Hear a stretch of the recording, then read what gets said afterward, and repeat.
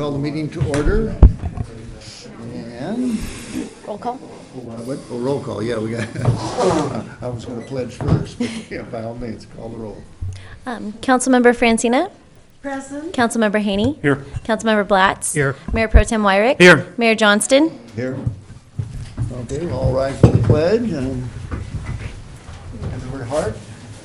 I pledge Allegiance to the flag of the United States of America and to the republic for which it stands, one nation under God, indivisible, with liberty and justice for all. Okay. There's one public comment and then it appears after the number. Okay. Ooh, she did it for you. We're trying to get organized here, guys. Okay, let's go around and do council reports. Are there any, Paul, do you have a? No report, Mr. Mayor. Bill, do you? Yeah, I'd like to mention that, without objection, I think we ought to consider putting on the agenda at the earliest opportunity, February or March, a review of the urgency cannabis medical ordinance. Reason for that being that the League of California Cities has released some guidance or advice on refining these types of ordinances, and an opportunity for the new council to discuss the issues. I was wondering if there's, without objection, we go ahead and do that. There's no objection. Well, the city manager and city attorney will take care of that. Okay. We'll get it scheduled for one of those meetings. Will do. Thank you. Am I on the air? Okay, good. And Mayor, I had a quick comment. Randy? We had a death in the family. We had Vince France. He was the last police chief, or the last sheriff that we had in our beautiful downtown Mayberry. Or I'm sorry, Ojai. But he was the old school. He was one of a kind and a gentle old soul. I have a couple comments that I've been asked to read about him. That last chief of police prior to the sheriff taking over policing for the city, Vince worked his way up through the police department to chief. He was a member of the school board for many years. He grew up in Ojai. He graduated from Villanova in 1961 before joining the police department. He passed away January 3rd, and his wife is waiting to notice, but she will be placing a notice in the Ojai Valley News. He spent most of his career in major crimes following the sheriff's assumption of policing responsibility. Vince was small in stature but had a huge heart. When he left the city, he had the distinction of having the shortest street in the city named after him, France Circle. He loved working with kids and his work on the school board. As a police chief, he oversaw many of the most colorful episodes in the city's history. As an officer working through the turbulent 60s with the hippie conflicts and the pergola bombing. He actually was one of the last police chiefs to actually use the Ojai City Jail. So, Yeah. so I just wanted to pass that on, and you know, maybe we might take just a moment of silence here and give him our blessings. And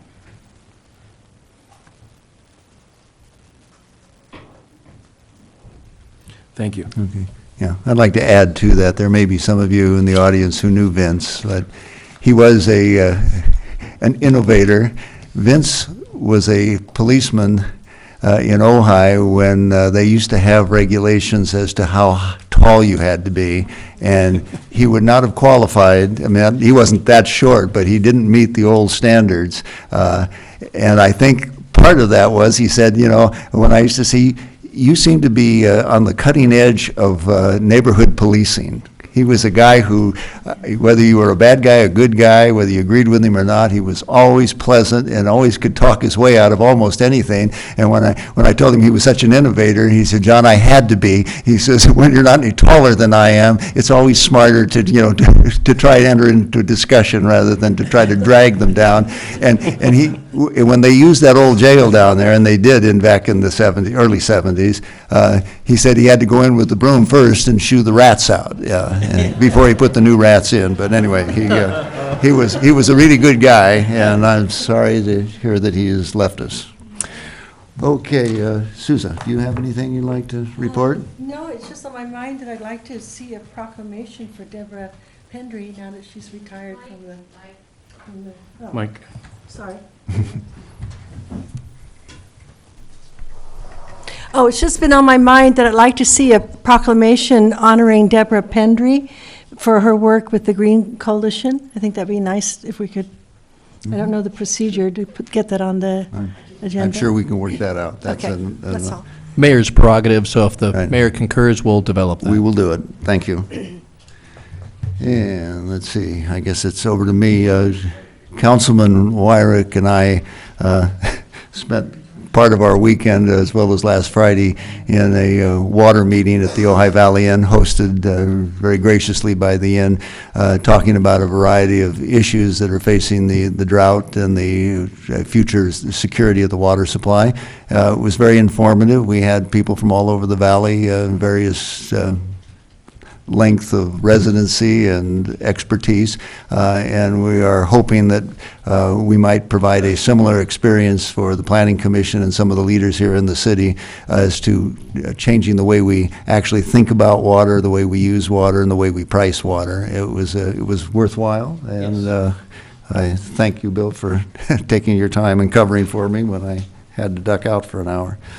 Okay, I guess that brings us to the regular agenda. I would like to make one modification to the agenda in case people in the audience had come on item number 2, the housing element. The staff has asked that matter be pulled this evening and rescheduled for in mid-February? February 14th, regular meeting, please. February 14th. So if there's no objection to that, we will pull that item, and so those who came for that you're welcome to stay for all the other entertaining subjects that we have on the agenda, but that one will not be covered tonight. Okay, so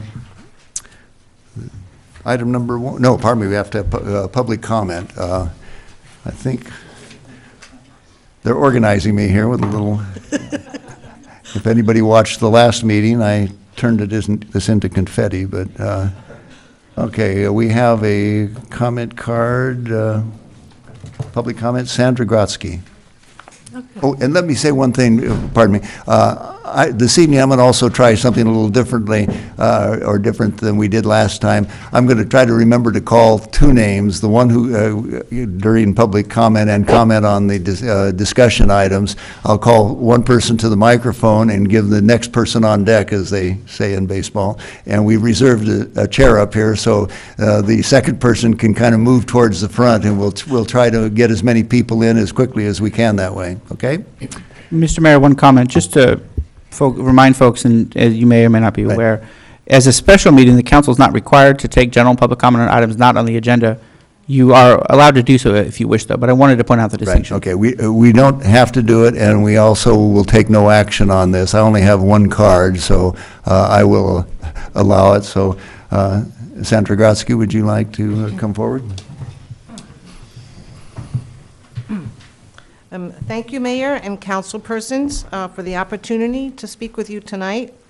My name is Sandra Grotsky. I have lived in Ojai for 18 years. I will be brief. I and several other neighbors met during a pro-humanity group meeting last week. We are calling ourselves, for the moment, Ojai Fights Back. We are inspired to become more active in our nation's political affairs. And we know, as the old saying goes, all politics are local. In our discussions this week, we came up with one question for you this evening. We looked, but did not find the city of Ojai listed on the National Register for Sanctuary Cities. Our town is unusually diverse and more tolerant than most. We are very proud of that. Can you tell us if Ojai is a sanctuary city for refugees? I don't believe we are. Okay, the second question, we'd like to know what each of you think about this matter, and could the city council tell us why we should or should not become a sanctuary city? Okay, under this format, the council is not supposed to engage in comments on something not on the agenda, Sure. but I'm sure you could speak with us individually and get that information Okay, great. after the meeting, okay? Okay. Right. All right. Mr. Mayor, may I just say one thing? This subject is actually on the League of Cities what do you call it, the document that we got via email today. So in case you missed it, it does address the legal definition of a sanctuary, a city jurisdiction. It goes into that. That's all. Okay, Thank you. Okay, thank you so much for your time. okay, thank you. Okay, on we're going to go to item number 1. Is that correct? Did I leave anything out? Okay, good. Okay, we're on the first discussion item, which is the proposed resolution of intention to renew the Ojai Tourism Improvement District. The topic, I'll ask this of the city attorney, the topic is to either, well, I'll have him verify, to either approve the application as submitted, the resolutions, or to deny the resolutions as submitted, or to approve as modified, should the council wish to make any modification. Is that? Yes, and to add a brief comment to clarifying, what's before the council is consideration of adoption of 2 resolutions. 1, declaring the intention to renew the Tourism Improvement District, and 2, requesting the county of Ventura in their consent to renew the Tourism Improvement District. The key on the first of the 2, Resolution 2017-03, declaring the intention to renew the OTID, it is not the final action. The final renewal action would come if the council adopted the 2 resolutions tonight at the public hearing to be scheduled presently for March 28th. That would be the night at which the council would have the full range of options before it to adopt the measure as proposed and impose the assessment creating the district, to not do so, or else to adopt a modified assessment, either modified in time, modified in amount, modified in length, or as with any modifications as desired to the management plan. In tonight's actions, the council could, if it desired, modify the resolution declaring the intention on those same points, again, term length and or amount percentage. But in doing so, it may bear in mind that the time to have that full debate would be best had at the time at which you've heard all of the comments in public hearing rather, if the council so chooses to set that for March 28th. The options on the table for tonight are to adopt the resolutions, moving the process forward, to not adopt the resolutions, killing the process, or to modify the resolutions, adopting it in some modified, moving the process forward rather, in some modified fashion. I hope that, if you don't have any questions. Again, I have a question real quick, technical question. Go ahead, Bill. Mayor. The description on page 4 or 5, or 1-4, March 28th, 2017, final public hearing, states that if the public hearing concludes without a majority protest, the council may, again, this is the March 28th public hearing, after the public meeting that would be scheduled if we voted to do so, may adopt, revise, change, reduce, or modify the proposed assessment or the type or types of improvements and activities to be funded with the revenues from the assessments. I assume that that does not limit an adjustment of term. In other words, it doesn't say term, it says proposed assessment. I assume that the term is also implicit. Yes, it's implicit in the phrase modify the proposed assessment, Okay, and that also which would picks up include. term and amount. And the phrase of types or types of improvement and activities would also include the management plan itself? Yes, the city would have the council would have the power to modify the management plan as desired. Thank you. okay, let me summarize what I think I just heard and what you just heard. This is the beginning of, potentially the beginning of a process that will go all the way into March. The decision won't be made until March, so there'll be plenty of opportunity for public input. There will be the discussion this evening, where under the Brown Act, those in the audience who wish to comment are welcome to comment, although I have a number of cards here, and so I think I'm going to do it on a 2-minute interval rather than a 3-minute to support or not support, and I think I mentioned I've reserved a seat up front for those of you who are on deck. The next, assuming this goes forward, the next step will be the community meeting, where there will be no action taken, but there'll be ample time for complete community involvement. Then there'll be another period of time before the hearing before the city council, at which time the council then can make whatever additional modifications that they think are in order, or reject the application or approve it as submitted. Okay, so with that is I the, do have yes, I just want to be Susan. crystal clear. If we modify it tonight, we can still modify it in March. Yes. Thank you. City manager? Two questions. One, I know we've heard this item several times, so I didn't know if you wanted a brief staff report or not. I'm fine skipping that. I think most of the people in the audience are aware of what the issues are, but I just wanted to Okay, put that out there. Well, if you're prepared with a brief staff report, some may not be aware, so. Right. And I also wanted to make a very quick statement, but the item before the council tonight, as it's been stated by the mayor and the city attorney, is a proposed resolution of intention to renew the Ojai Tourism Improvement District. It would be for a period of 10 years and propose to increase the assessment from 1% to 1.5% with the possibility of additional increases to 2% over the life of the district. The city attorney has already gone over the options that are available to the council tonight. I don't want to go into all the lengthy details because I know they'll probably be brought up by many of the speakers, but again, really this is just the beginning of the process. So I'd be happy to answer any questions. And I would also like to just give a brief statement, which I'd also like to give to the council. I just wanted to note that for the record that the issue that was raised with the Tourism Improvement District had to do with the specific language that was used on the agenda that gave notice for the item. And I'm not disputing the concerns with that or the actions that were taken with the council or the concerns that were raised by the public. However, I do want to let the mayor and the council know that all internal city policies and procedures were followed on this matter. This is not the same as the infamous cell tower fiasco that we all endured several years ago, in which persons actually received notice after a decision has been made. As has been already stated here several times, no final approval has been or was given to the renewal of the OTID. That would come after several public meeting as well as a public hearing. I also wanted to note for the mayor and the council that I've read the many passionate letters that have been submitted by the members of the public about this topic, and I want to let everybody know that your city manager is highly cognizant of the concerns that have been raised and the impact that tourism has on the community. I want to assure you that I understand and appreciate the arguments that are being made on both sides here. Because you see, I did not grow up in a small town. I grew up in the San Fernando Valley.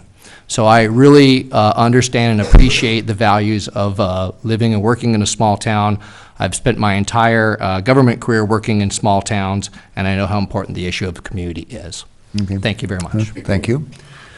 Mr. Mayor? Yes. Just because I look at tonight as the first step of many steps to get us to an ultimate decision. And I think that it's for the benefit of everybody, including myself. I have a couple questions for Mr. Summers.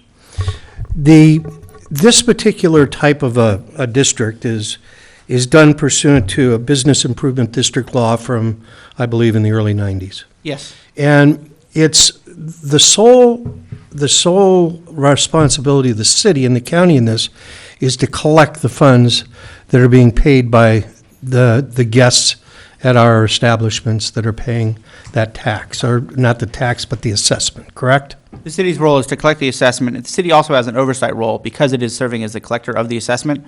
The city's responsibility is pursuant to the terms of the statutorily required contract between the city and a private corporation to run the district itself. The city has an oversight role to ensure that the assessment is spent as required, and the city, in the course of that, has the power to take on a greater or lesser management role. Okay. That varies by city, by assessment. And in our particular situation, we are either going to approve or not approve the Chamber of Commerce as being that agency to manage the district for us. Is that correct? Yes, that's All what right. is built into the proposals. So if the vote of the people that are part of the district are to impose this fee on guests to Ojai, the city then does have a right, though, to say, no, we are not going to allow this district to be formed. Yes, Is that's that correct. The correct? city has Does the it- power to say no, even if a majority of the assessed business owners are in favor. Okay. And if the city says no, can the county then say yes as to the incorporated area? Yes, but only as to the unincorporated area. Okay. All right. So the role of the city is really twofold. One is to look at what this district is being formed for and to say that that's in the best interest of the city to have this district as part of us. Is that part of the responsibility that we have? Yes, that's part of what the council should be considering, is whether it finds that it's appropriate to impose the assessment. Okay. All right. Thank you. Okay, let me add a little something to that. The reason for this type of district, some people call it a legal fiction, some call it a contrivance, some call it a workaround, but it in effect is a way to create a form of taxation without violating the limitations on California law. In other words, we as a city have to go before under the Jarvis-Gann limitations, have to gain approval by the majority of the community to assess taxes. But if those taxes go to benefit a specific purpose under certain conditions, of which this is one, that it is a source of revenue that would not otherwise be available. And so it can work for everybody's benefit, but the conditions under which it is set up is sometimes disputed, depending on what one's goals are. And I think that's the reason for a lot of the mail we received. So I guess at that point, we've got the matter is out there. Is it time for whatever public comment? Unless the council has any further questions for me. Are there any other questions for the city attorney or the city manager? Well, if not, let's see if I can do this with the on-deck theory.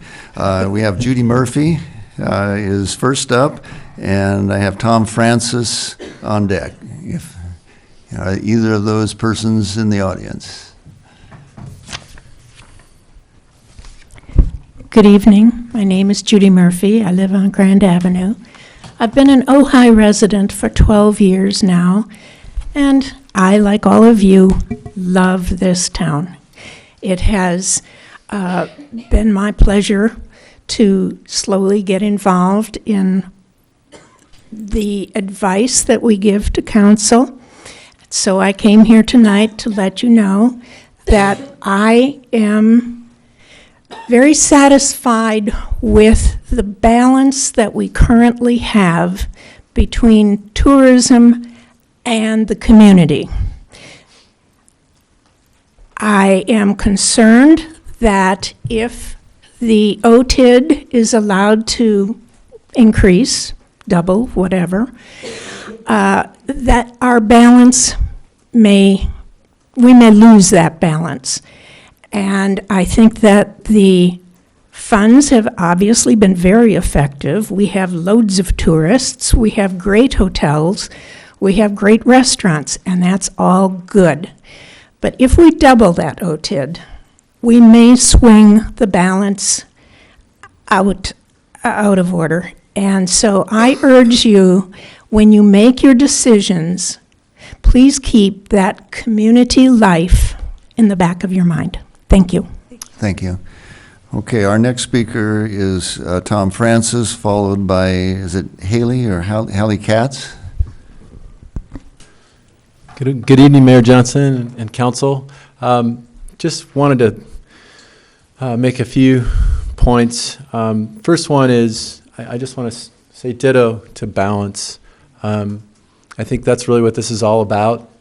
It's about. I think that's what we're asking you. We, the community, are asking you folks to help us to facilitate a process that will end or result in a balanced, evenly balanced decision where the community, the importance of the community and businesses in the community that are not tourism related are, considered along with the ones that are tourist related. I'm personally for tourism in Ojai. I understand that it helps our local economy. It does a lot for our community. I also am interested, though, in a community dialogue, a dialogue where we really do some soul searching about what we want Ojai to become. And I think that some of us that are asking some of the hard questions about the tourism district are being misunderstood as people that are just opposed to tourism. So again, I just want to say I'm not opposed to tourism. I just think that there are limits to everything, and the balance is what we need to find. And I think that's the devil's in the details, I think, as far as how you find that balance. And one way that you could pursue a balance is to shorten the term, scale it back, and allow a dialogue to occur now, allow a little more data to be captured, and then open up another discussion later on where we have a little more information. And I think, right now, maybe what would be great is if we could ask some of the tourism businesses whether they could provide more data as far as how this is working. So anyway, thank you. Okay, thank you. I'm going to change the order here just 1 second on that note. Scott, do you, Iker from the Chamber, would you like to, you and Veronica, speak now? I should have brought you up first. I didn't think about that. That's fine, go right ahead. Okay, you'd rather, okay, but did you turn a card in? No. Oh, okay, well, I do. Raise your hand when you want to talk, because I want to include both of you, okay? Okay, so the next one is it Haley, and Peggy Lucera on deck, and we have a chair up here in front if anybody wants to come forward. Okay, you're on. Hi, I'm Hallie Katz, owner of Human Arts Gallery in the Arcade. The store's been there for 42 years, and we've lived in Ojai a long time and seen a lot of changes. I just wanted to really introduce myself because I wrote you that long 2-page letter last week, and I kind of feel like I'm representing the retailers in town. Most of them, of course, are very happy with the things that have come along since we started the Ojai Visitors Bureau. The OTID has been very helpful. The PR firm, I wanted to address one little thing that I read today in a letter that Bill Miley wrote. I saw it in an email, and it was regarding the amount of money that is spent with a PR firm that could be saved possibly if the Chamber of Commerce and the Visitors Bureau did all the work. I don't think that will ever happen. I think the Chamber and the Visitors Bureau people are extremely busy with their day-to-day activities, and the PR firm has really the network, the contacts, the journalist, the list of people who can help. We have benefited from their tours, that the journalists have come visited us, and we feel that it's a really great thing. I feel personally confident that you will come up with a solution that will work for everyone. And I thank you for letting me speak. Okay, well, thank you. Okay, we have Peggy Lucera up and Jamie Bennett on deck. Good evening, Mayor Johnston and members of the City Council. I'm going to read a letter that I just sent to you about 5 minutes before the meeting began. It's the second letter I've written on this topic. While we all benefit from a healthy flow of tourists through Ojai, it is imperative that we guard against despoiling the essential nature of our small town, primarily for the sake of residents who form its social fabric and ensure its physical preservation, but also for the tourists who expect to experience an idyllic village and friendly community rather than a traffic-riddled corridor bursting with far too many visitors and resentful residents. The request for doubling of the OTID fund and a tenfold increase in time is deeply troubling for several reasons. Ojai's budget surplus increased 3.36% from 2015 to 2016, and it almost doubled. It increased from 6.37% from 2016 to 2017. Flush coffers are inarguably desirable, but it would be irresponsible for us to behave in a manner that is both rash and greedy. In the absence of a full environmental impact report, we have no idea of the costs we are incurring for increasing our influx of tourists to the Ojai Valley. We have not yet fully explored potentially less damaging and more stable ways of maintaining a fiscally healthy town than continually increasing the number of tourists. For example, imposing a water use tourism tax or devising a parking payment system, plans that would directly decrease some of the specific costs of hosting an increasing number of tourists. For these reasons, I implore you to hold the OTID steady at 1% for a one-year extension until a truly sound and informed decision regarding its costs and benefits to Ojai can be ascertained. I'd like to say also that I moved here at the turn of the last century. I was gone for a little over 4 years to start a business in the Bay Area, and then came back to Ojai, and there was a dramatic change in the character of Ojai when I came back. I noticed it immediately, and was very difficult to find a place to live. I'd also like to say that I spend 5/7 of my income in Ojai, 5/7 of it. There are ways to bring money into Ojai that I'm happy to have tourists. I realize that we're a tourism-based economy, but it's probably a good idea to gather some information. Thank you. Jamie Bennett and Leslie Ferraro on deck. My name is Jamie Bennett. I'm the president and chief executive officer of the Ojai Music Festival. I've been a tourist here for 35 years, and 6 years ago, my wife and I bought a house in the Upper Ojai. I've been running the festival now for about a year and a half. We employ people in town. We bring people to town who spend money in shops and restaurants and hotels. And I urge you to move this process forward and listen to the testimony of both residents here who are concerned about limiting tourism and the people who are the economic engine of the town. I can tell you the issue that we face as a festival, and the most important issue in terms of bringing people here, is that they have multiple exposures to the name Ojai in a positive way. And it is very risky to shut that down. The other part is that it is more expensive every year to reach the same number of people with the same number of messages. You know, you're all bombarded now with social media, which costs money, media of all sorts, television, radio, and trying to get a share of voice in there is challenging and expensive. And so I don't have an answer as to whether it should be 1% or 1.5% or 2%, but I find it very interesting that this business improvement district, made up of people who want to tax their own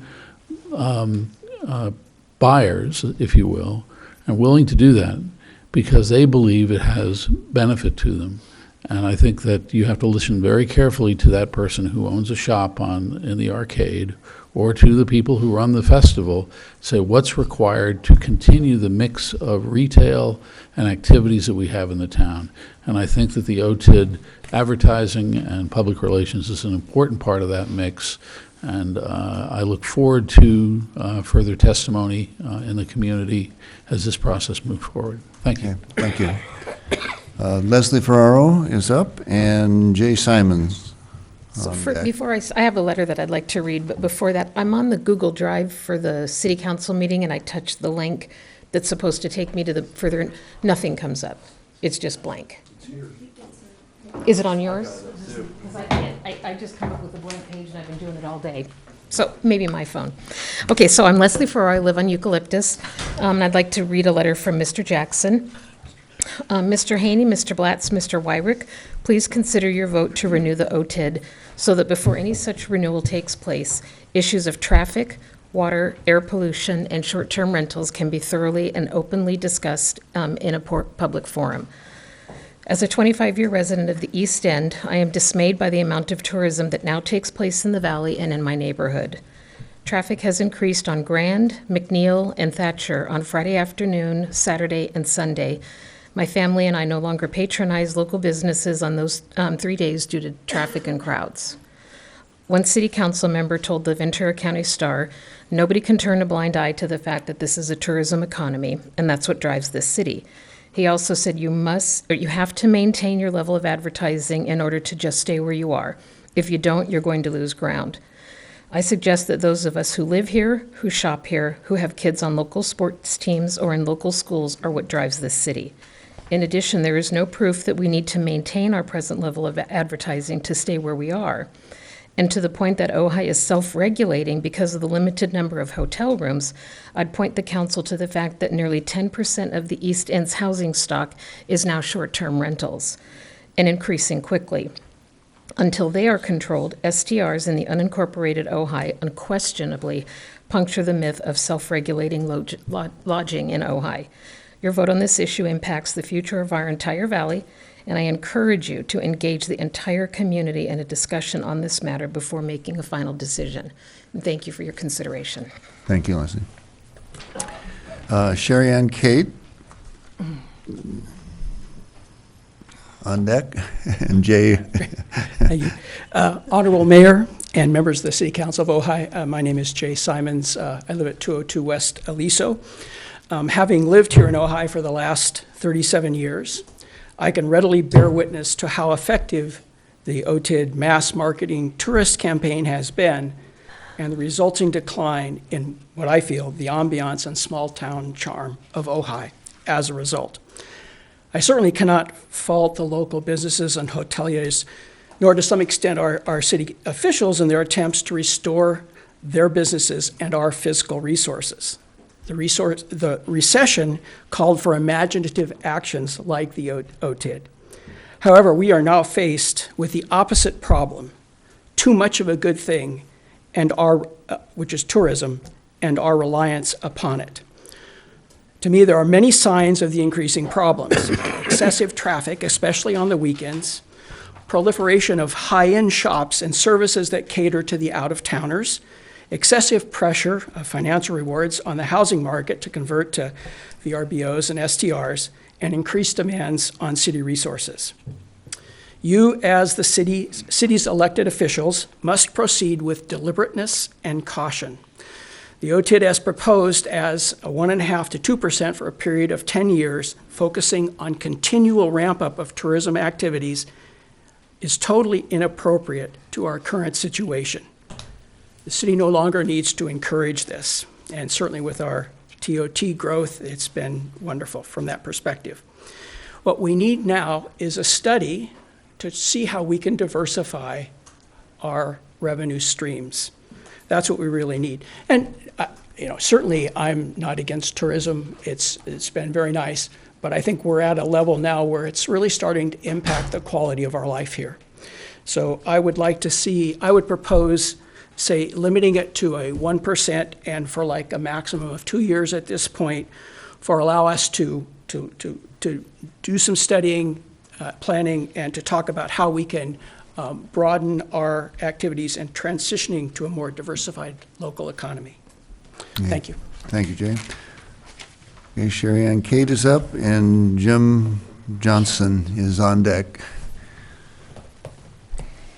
I'm quoting from the 2017 budget on your city website. It was the proposed budget, so it says here, the city of Ojai, quote, the city of Ojai is highly dependent upon tax revenue from tourism industry by way of the transient occupancy tax and related sales tax revenues.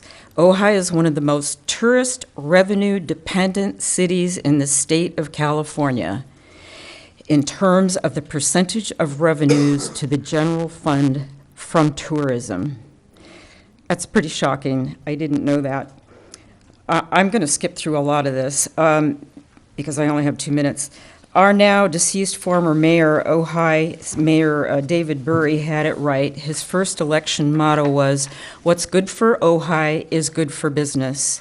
What he meant by that was that people come to Ojai and visit and spend money because they love our small town nature, where people wave at each other when they cross the street, in front of the post office, and what's happening now is people are honking at each other to get out of the way. Basically, what's happening here in front of our eyes, we are killing the goose that lays the golden eggs. So I would like to say that a full environmental impact report is fully needed to lawfully enact this proposed OTID as it is currently written. Obviously, we need to transition to a more diverse economy. We can't keep relying on tourism. We can't do it overnight, but we need to begin the process right away. The City Council should use some of the TOT income that you get to engage in hire a consulting firm to identify strategies to diversify our local economy almost totally away from tourism, or at least not totally dependent on it. An interim agreement to renew OTID at 1% for the next 2 years gives the retailers enough time to wean themselves from their reliance on OTID. It could be extended if our economy is still insufficiently diversified at that point. Increasing from 1 to 1.5% and from 5 to 10 years is like doubling the dose of a pain pill. It is unhealthy for all of us. Okay. Thank you. Thank you. Next is Jim Johnson, and on deck is Ravi Nathan. Mayor Stan Katz offered his time to me. Is that okay as well? I have a card in, but I'd be happy to have you. Okay, I'm not sure how that works. That's up to the mayor's discretion. You're not obligated at all to give him more than 2 minutes. Okay. Well, I would prefer everybody have 2, and then if we have time at the end, you come back up. But. Okay, Mayor. Thank you. City Council, my name is Jim Johnson, and I operate Sunito and Casa Ojai. I'm going to, because it's 2 minutes, I'm going to synapse a lot of this for you.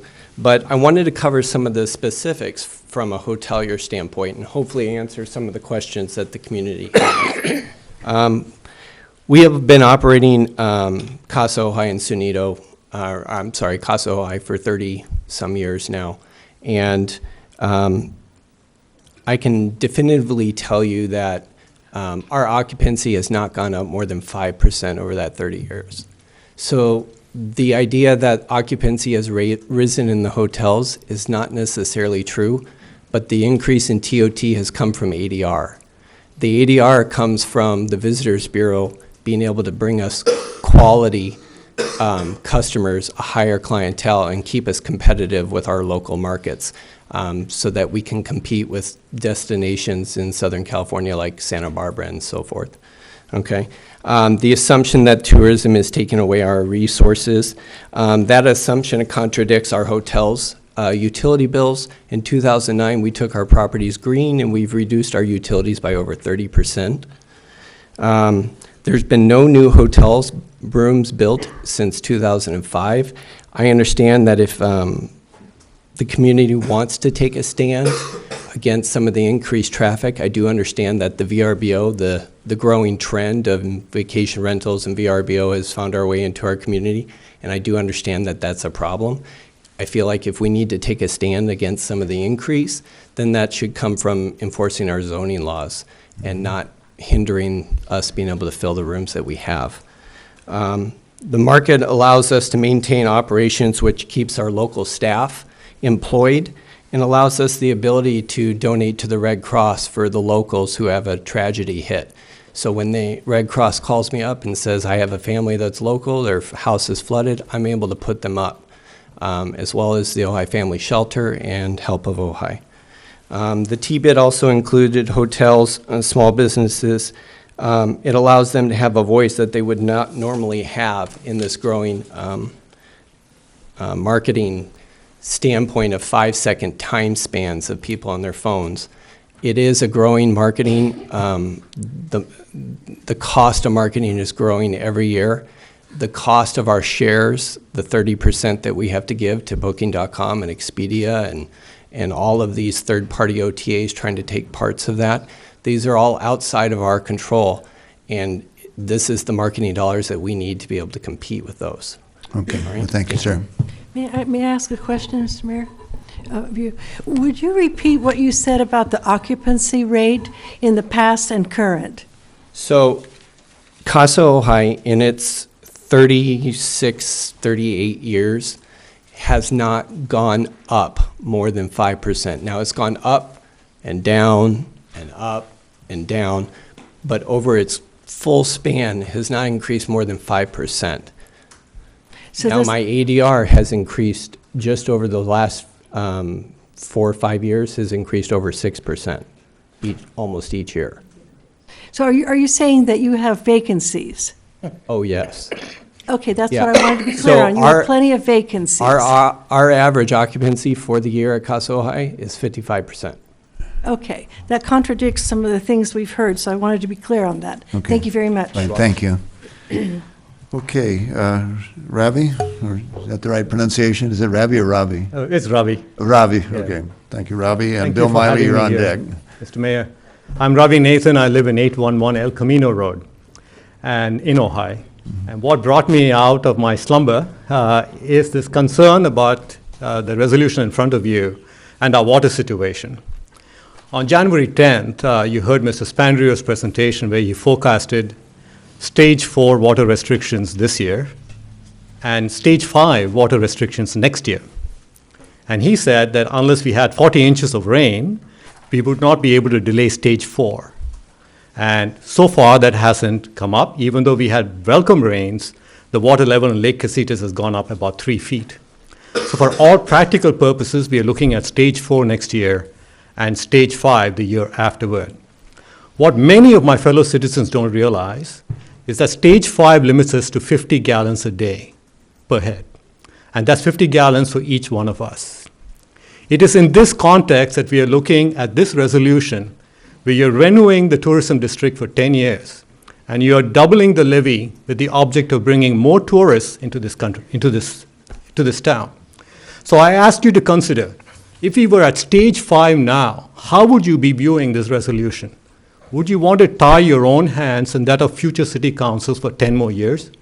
Would you be doubling the levy to bring in more tourists? So to me, the simplest thing that we can do and maintain the balance in this community is to not pass this resolution as it is today, but to modify it and extend it for 2 years under the existing terms, so that the Visitors Bureau can continue to do their business, and 2 years later we can all gather here. And if you are indeed at stage 5 at that time, if you're indeed restricted to 50 gallons per person, we will then have to make these hard decisions of how we are going to allocate this water between ourselves and the tourists that we want in this town. Also keep in mind that 50 gallons a day per person means 0 for landscaping, 0 for our heritage trees, and 0 for agriculture. At 50 gallons a day, we are going to be looking at a crisis here and potentially an significant economic downfall. So I ask you to use all of your wisdom before you take this resolution further. Thank you. Okay, thank you. I appreciate neither cheer nor boo, just we'll keep it moving. Bill, I think the applause was for you. Go ahead. Bill Miley, Joan Roberts is on deck. Bill Miley, North Signal Street. My family's lived here for 48 years. 4 points to begin with. My comments that I make are all based on the information and facts that I've gathered up to now. Specifically, the role of the Civitas Advisory Committee, the company. All I know is what I read. So what I don't know, maybe I need to know. It's important to restate that the membership in the assessment district are 11 hoteliers and 34 short-term rentals in the unincorporated valley. Number 3, I prepared a data chart showing 8 years of TOT sales tax and revenues, and just before the meeting, the city manager said I got some of the numbers wrong, so I'll do it again. I pulled it all back. 4, I understand that our city does not spend any money specifically to promote businesses and tech businesses, jobs, and otherwise. Okay. Now, to get to 10 years, my opinion is no more than 5 years, no more than 1%, unless. To get to 10 years, I would like to see the Chamber Visitor Bureau make a written justification dealing why this is important. To get to 1/2 or 2%, they need to make a case as to why the dollars, they need more dollars. And what are they going to do with it? I wrote more, but I had 3 minutes, okay. I believe 5 years gives the Visitors Bureau a reasonable time for time stability work, where it allows the city council to look at it and to see what the justifications are. Just how much dollars to keep it going? Well, if we don't have enough, the revenues suffer, the jobs disappear and shrink. TOT taxes are less. If too much, visitor rooms are full, restaurants are overbooked, and the tourists are talking to the tourists because there's no locals anymore. Okay. How about 1%? I think that's really good. But short-term rental proponents kept saying that short-term rentals were needed because the hotels, motels, and legal lodgings are all full. all the time. So apparently that's not true. Okay, I think your time is... So I would like to say that I don't think the chamber ought to pay $40,000 to $50,000 for Civitas advisors. And I think they should have a public advisory committee like Count Carmel does. Okay, And well, I'll tell you what, Bill. Okay. Submit that to Scott. Thank you for all the right. advice, okay. Okay, maybe it was 4 minutes. Right? Yeah, right, okay. Okay, thanks. Okay, Joan Roberts is up, and Vicki Byrne is on deck. Thank you, Mayor Johnson and members of the council. So most of my points have already been spoken, so I'm just going to be brief and short and sweet. So I think we have to really we owe a lot of appreciation to the Tourist Bureau because they brought us out of a very, very difficult situation here in Ojai, economically and financially, and they do owe us our appreciation. We owe them our appreciation for that. I'm very involved in the community. I've been here for over 30 years, and what I hear on the streets are major concerns. Traffic is one. We have to find a way to mitigate our traffic. I'm a real estate broker. When I'm showing property, it's backed up from Miramonte practically to the East End, and my clients are like, yikes, you have such horrible traffic here, and they're coming from LA. It makes Ojai less desirable. So that's one point. I don't think that bicycles are going to help, but that was a good idea. But if we could have a trolley, keep the cars at have a trolley going up and down their main street. That's a big complaint. And also, I am also concerned about where is our tipping point? Where is enough as far as increasing. They're doing a fabulous job now, but where is that tipping point where what is so attractive to us and the visitors coming, we have destroyed. So that's my words for today. Thank you. Thank you. Okay, Vicki Byrne is up, and is this Janet Cull? You're on deck, if I pronounced the name right. Vicki? Good evening. Speaking of STRs, I was taken aback by the actions of this council that while asking the County Board of Supervisors to eliminate short-term rentals on one hand, you're now asking the county to tax and promote them on the other. Here are some things that I think you should know before making your decision. Some businesses are blaming a drop-off in revenue on the so-called STR ban in the city. This is not supported by the data that I have. In the past 8 months, just under 100 new short-term rental listings have come online, including some, believe it or not, in the city limits. That's total accommodations for 1,600 tourists. There are 34 short-term rentals that are included in OTID's assessment. Of those 34, 11 have issues of code compliance or outstanding code violations. 4 have been promoting weddings that are illegal because they don't possess a conditional use permit. 5 have non-permitted structures. 3 have used yurts for commercial purposes, including lodging, which is expressly illegal in Ventura County. Are these the type of lodging businesses that you want to promote? By the way, there are up to 180 additional STRs in the valley that under the county rules could end up being included in the assessment and paying TOT. One of Airbnb's features on their listings is to show how many users have bookmarked a rental for future use. One STR on the TOT list had 205 page views this week alone and was saved by 1,666 users.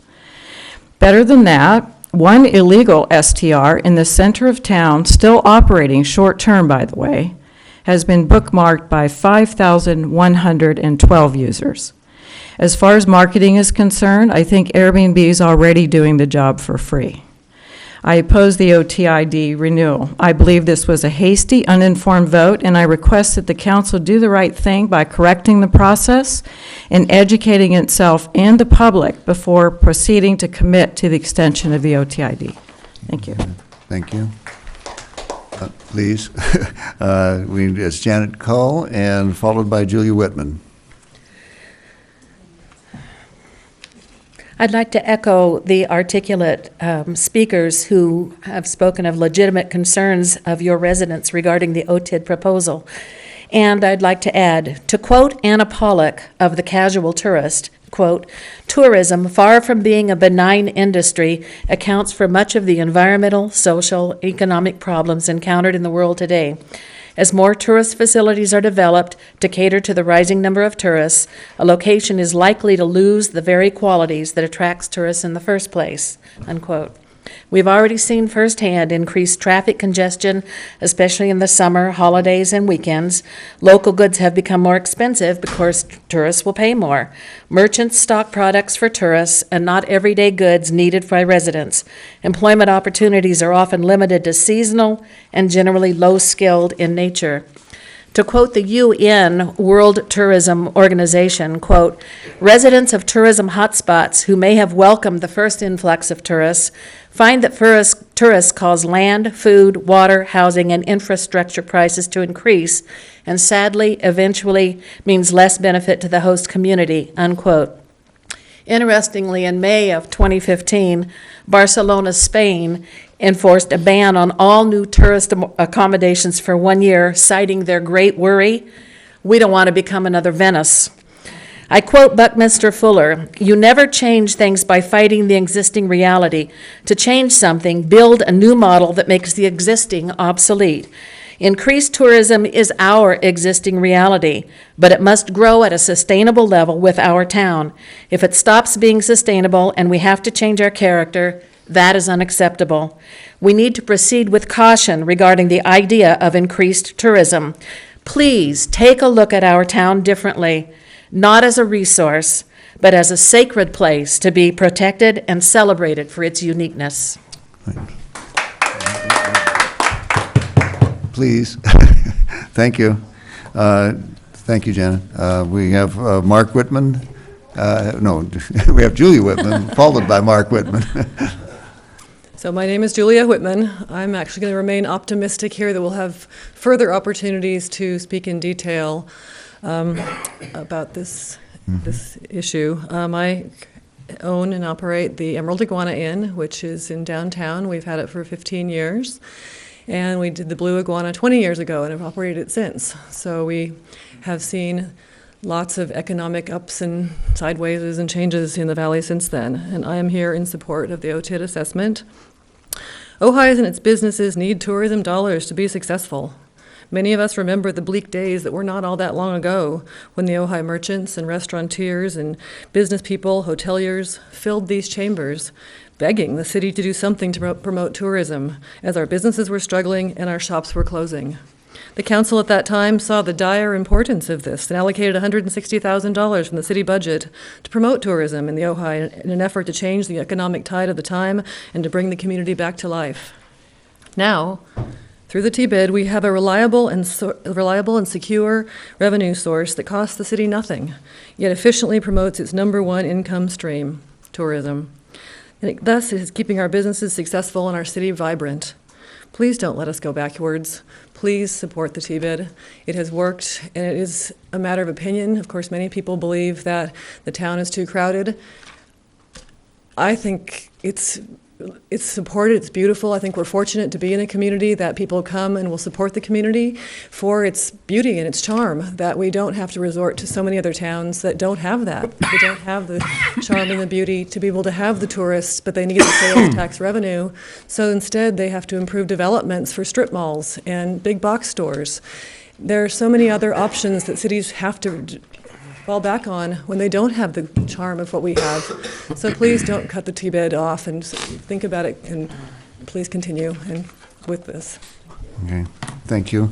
Mark Whitman's up, and is this Lauren Nichols? Is that if I'm close to that name, you're on deck.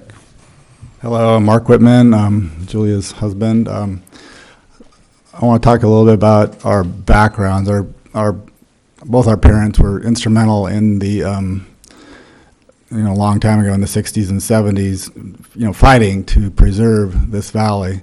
My father was a spearhead environmentalist fighting the oil development in the Upper Ojai, and Julia's dad was one of the early members of the CPO and with Pat Weinberg and many others. I see Russ Baggerly in the back room.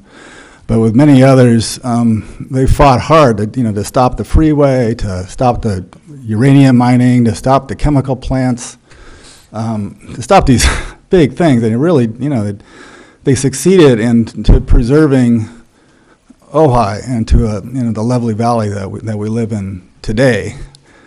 But now there's this group, this new movement that seems to be campaigning against the tourists. And I'm sorry, this town was founded on tourism. We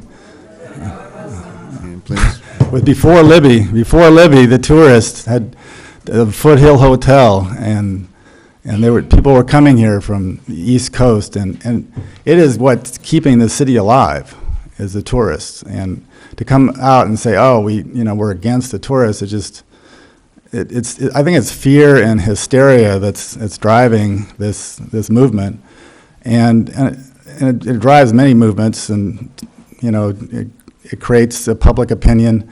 And one of the things is that the traffic in the city is actually at a level of a level of A or B. It's not level F as it's promoted. It's F in Casita Springs at peak hour, and that's due to commuters, us.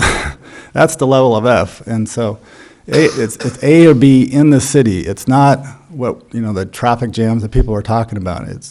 I drive through town, and but you have to slow down a little bit, and weekends, but during the week at 3 o'clock it's even worse, and that's our school getting out, and so we have to deal with that.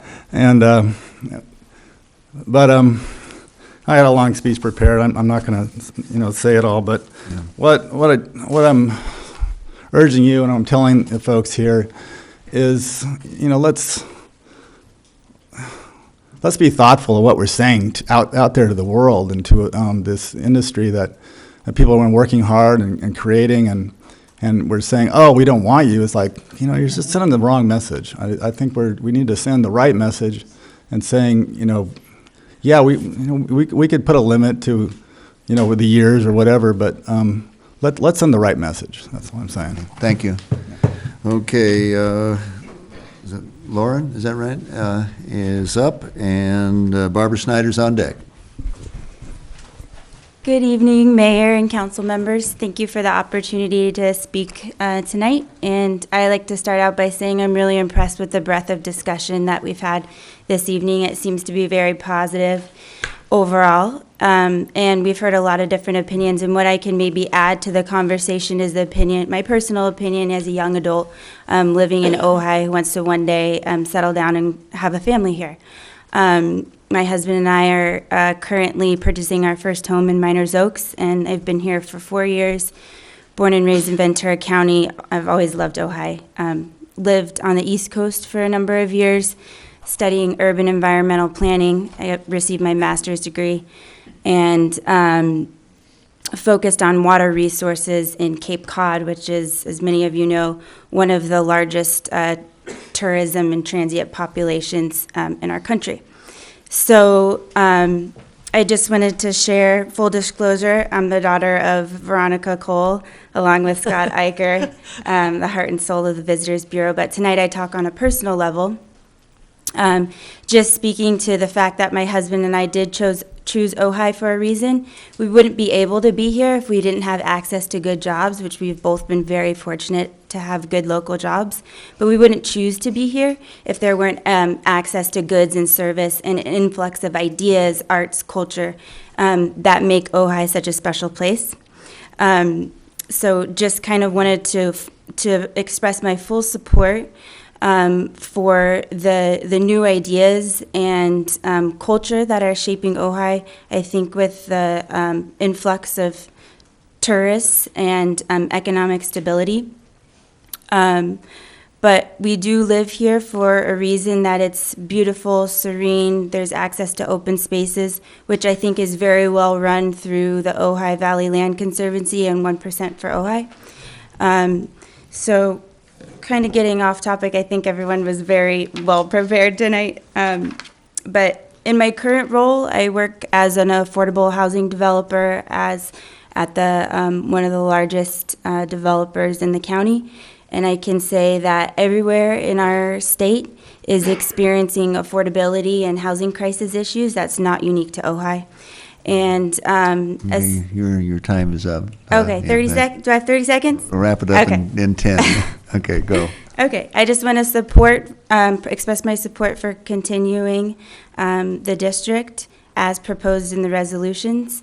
And I think that there's a great opportunity to create innovative responses to traffic, housing, water security that should be covered in other means, not through this proposed resolution. Thank you. Thank you. Okay. Barbara Snyder with Sean Mason on deck.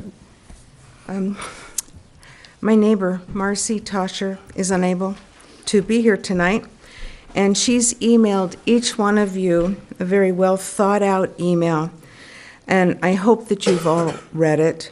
And I intended to briefly cover a few of her points, but there were so many points that I found it difficult to do so. But what she would really like is for you to not double the length of this tax and not to double the amount of it, and to hold things back just a little bit. And my husband and I agree with her. Thank you. Okay, Sean Mason, followed by Kathy Clough. Hello, good evening. I feel a little bit nervous, but it's my first time presenting to you.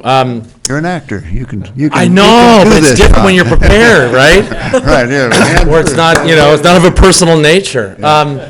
So one is, as I understand the decision before you, it isn't whether we should do this or not, it's whether we should continue to have the discussion about whether we should do this or not, right? So this isn't it's not an ultimate decision, okay. Right. And in listening to what people have said, there's people on both sides, and there are very good arguments on both sides.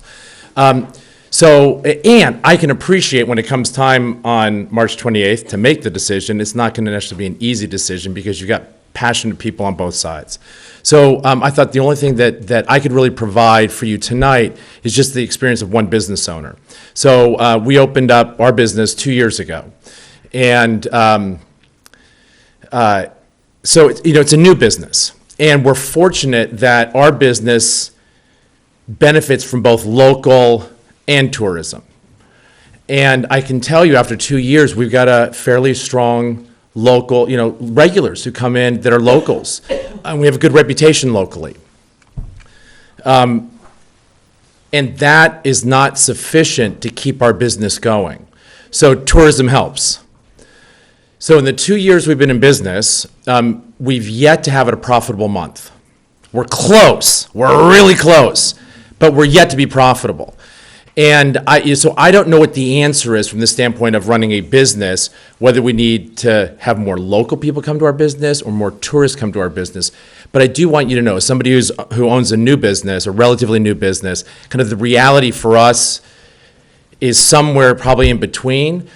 So I would definitely support the continued looking at this to find a way. And then just in the last second, John Cougar Mellencamp has a lyric in one of his songs. He says, I know the balance because I see it every time I swing by. So I don't, it's not shut it off. It's not maybe go to 2%, but there's got to be somewhere that we can come to that really can best satisfy most of the interests. Okay, so, thank thank May you. I ask a quick question? Yeah. Maybe I missed it, but what is your business? No, so. No Sovita. Oh, you're No Sovita. Yes, Great. or- I love it's that. orange. Yeah, I I'm wore my sorry, I orange. couldn't read your cap. He's a Sorry, neighbor. okay, That's thank all you. Okay. That's a little plug there. If there are any other businesses out there, we'll announce you to. Okay, Kathy Clough, and with Stan Katz still has his time. Thank you, City Council. Kathy Clough, President and CEO of the Oaks at Ojai. I'm here today to discuss the importance of the renewal of the T-bid for the Ojai Visitors Bureau. Not only does the Ojai Visitors Bureau not cost the city any money, it helps promote visitors that supply the city with its much-needed general fund dollars. one can only assume the original 3-2 vote meant that the entire council is not totally in support of the number one revenue source, tourism. This also shows a lack of support to businesses such as my business, personally. Not feeling supported by the city council is a bit disheartening. We're a business that has employed over 1,000 residents. We support almost every local charity. We're an anchor building in downtown Ojai. We utilize the Ojai craftsmen. We utilize the businesses of the valley. The Visitors Bureau has proven its success in securing hundreds of articles regionally and nationally. They have helped support Ojai businesses with the introduction of what I consider quality tourism. Ojai has a built-in measure, I know it was spoken about before, that regulates the limit of number of tourism just based on our hotel rooms. I know that the Oaks and other properties are not full. We're not turning away business. We, in fact, need the business. Our occupancy rates are about 50%, just like Jim Johnson was speaking of. So I really do hope that you will consider the livelihood of the many residents that work for the businesses reliant on tourism and the need of the city's general funds, and not penalize the Visitors Bureau for doing a good job. The Oaks at Ojai is a long-standing tourist-based business that supports this self-funded program of the T-bid and needs it for our increased occupancy. The assessment is paid by our guests, not by the city, and I hope you will continue to see the program valuable as we do. Thank you. Thank you. Stan and Michael Haley on deck. I'm Stan Katz. My wife and I own Human Arts Gallery. Just wanted to remind you of one thing that my wife had brought forward earlier. We must have visitors to remain vital and thriving downtown. If we're able to get all the residents in Ojai Valley to shop locally, that would be quite an accomplishment for one thing. But it still wouldn't support the local economy. Many residents say the shopping in Ojai is eclectic and too pricey. Some prefer the big box stores and purchasing through the internet.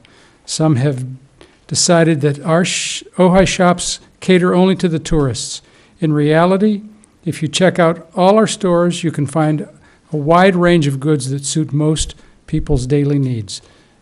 We feel that cutting this bid off would be impossible for any of the stores in Ojai. So please think hard and fast about moving forward. Thank you. Thank you. Michael Haley is up, and is it Jennifer Haley on deck? My wife. Thank you for the opportunity to speak. You know, I have to start out saying I'm frustrated with these 2 to 3 minute conversations. This is not a good way to run a government. It's not a good way to understand what the OTID is. I've talked to 8 or 9 different business people now, comments I've heard tonight. I don't think anybody really understands what this advertising is and what its impact will do. This is long-term brand advertising that has a cumulative effect. It's not the kind of advertising where you say, you know, discount on soup at Betty Lou's on Sunday. This cumulative effect, if you stopped that advertising today, tourism would continue to increase in Ojai. Vicki mentioned one short-term rental ad has 5,000 people out there that want to come and stay in it. Tens of thousands of people out there have seen these ads, and they put it in their head, I want to go to Ojai one day. They're going to keep coming. This kind of advertising has a huge impact, and I don't think we know what we're doing. I really don't. That's a huge advertising budget. We've got a Napa-style mass marketing campaign going without Napa-style planning, Napa-style concern for traffic impacts. Traffic, that's another thing. People don't understand traffic. Traffic is not crosswalks, bike, that's not the problem. The problem is that 33 is almost maxed out. And when it maxes out, you're going to have gridlock. Caltrans rates 2-lane highways at 24,000 cars a day, 1,000 cars an hour. And right now, we're probably between 900 and 1,000. So it won't take that much more before you get to the point where it's car after car after car just sitting there. You move up one car. That's what happens at all these other tourist spots. It happens, and people don't believe it. I got 10 seconds. We got to have more of 6 weeks of this discussion is not going to work. We have got to have professional traffic engineers, tourism people to come in and explain to this town what the impact of this thing is going to be, because it's going to be huge. Thank you. Please. No, I heard that. Oh, no. Hi. Okay, Jennifer. My name and Jeff Wells is on deck. My name is Jennifer Haley, and I live on Kinnawa Street in Ojai. I moved here from Nampa a year ago. I'm very concerned about the ramping up tourist advertising in Ojai for 2 reasons. First, I saw Napa grow from a very special wine farming and unique creative small town store community to an overdeveloped tourist trap really fast. I have talked to many people, most of them strangers you meet wherever we go, who have told me they adored visiting Napa years ago, but it's not the same or as special as it used to be, and that they will go somewhere else now. The reasons they gave: too much traffic, and the stores or wineries don't have enough time to talk to them one-on-one like they casually did years ago, which was so enjoyable. The visitors from Napa up until then were from the San Francisco Bay Area, 45 minutes away. What happened with social media advertising to all corners of the earth was that visitor traffic from Asia, Europe, and other parts of the United States just exploded, and Napa couldn't handle it. The change to Napa seemed to happen overnight. No one was expecting it, although some were worried about it. From one day to the next, traffic on the only two-lane highways just went bumper to bumper, and you were stuck in it. So much for taking a beautiful road trip when you have a tailgaters just interested in going where they want to go. What also happens when you have a huge huge amount of tourism in a small town is that crime goes up. The famous small town of Yountville had too many problems with break-ins and guest cars parked outside the special hotels and B&Bs at night. I want to add that Napa had a problem with tracking down unregistered sexual offenders because they didn't have enough law enforcement to keep up with this particular problem. I think when I looked at it a few years ago, it was around 27 unregistered. As a city council, you need to take into account the quality of life of the people living in Ojai and what other expenses will need to be planned for. I don't want to see the town of Ojai turn into a tourist trap or a roadmap for crime. I hate to see how Ojai go down the same road as Napa. Right. Okay, thank you. Jeff Wells, you are up, and Mary Nelson is on deck. Hello, Council. I too don't want Ojai to become a Napa. Last time I was in Napa, I think it was 10 years ago, and I stayed in a beautiful, I think it was a Hampton Inn, and it was about 3 stories tall, and it had about 300 rooms, and that was one of many large corporate hotels. As you know, we're a family of hotels with Casa Ojai and Sunito. My family building Casa back 36 years ago, and I built Sunito about 10 years ago. I really wanted to come up here and just sort of talk a little bit about some of the specific issues, like the 10 years. I don't know if Scott's really explained this, but it costs a lot of money to basically go through this process. So in another 2 years, we'll spend another $50,000, $60,000, $70,000 going through the process. So maybe there is and I'm not saying that 10 years is the magic number, but I am saying maybe it's 10 years with certain clauses in there that, can have trigger effects with respect to if something is so blatantly wrong with it. And then with regards to traffic levels and what have you, I personally stood out on the corner of Country Club and Ojai Avenue looking at the cars at 3 o'clock, coming in on a Friday. And the majority of those cars were basically, and I don't know where they were coming from, I guess leaving early from work, but most of them basically just had single people riding in the cars. And I asked myself, where are they coming from? So I think a lot of them are coming from the swing shift, possibly from the hotel, with respect to getting off and going home or coming in. So, there's a lot of different variables that, that there can be. I just think that there's a lot of questions that, I just don't want to, I hate seeing the blame put forth on something when I know that there's other, potential reasons for that. With regards to, what Jamie said with regards to the increasing costs and what have you. I spent $0, making reservations, 10 years ago. And now with all the OTAs, the online travel agencies, the Expedias, et cetera, I'm spending like $15,000 a month.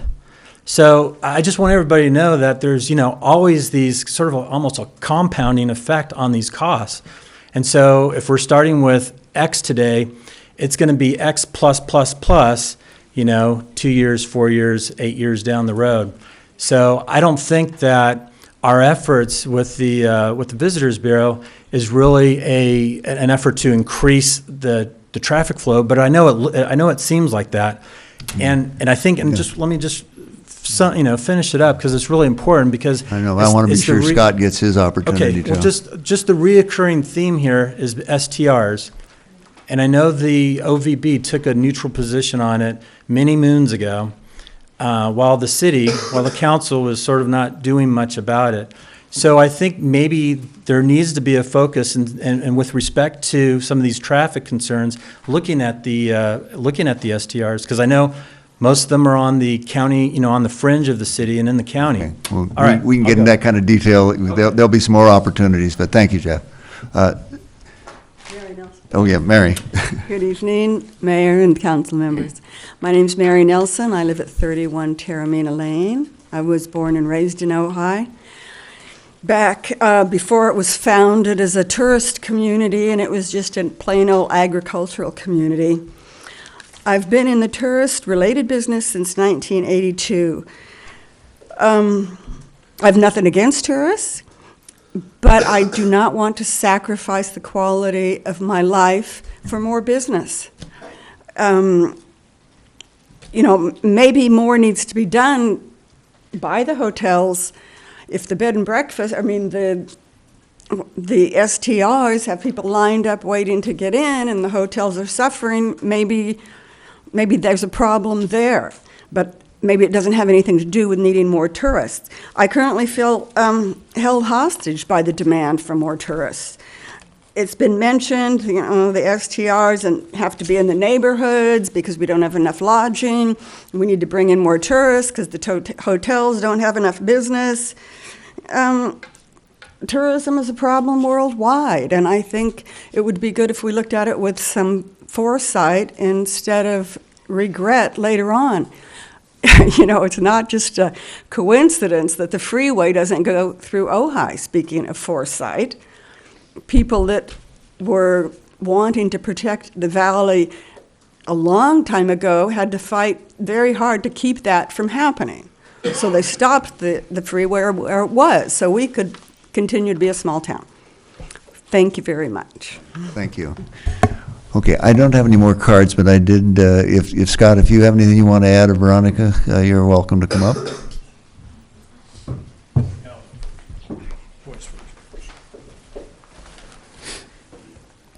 Good evening, Mayor, Council, and staff.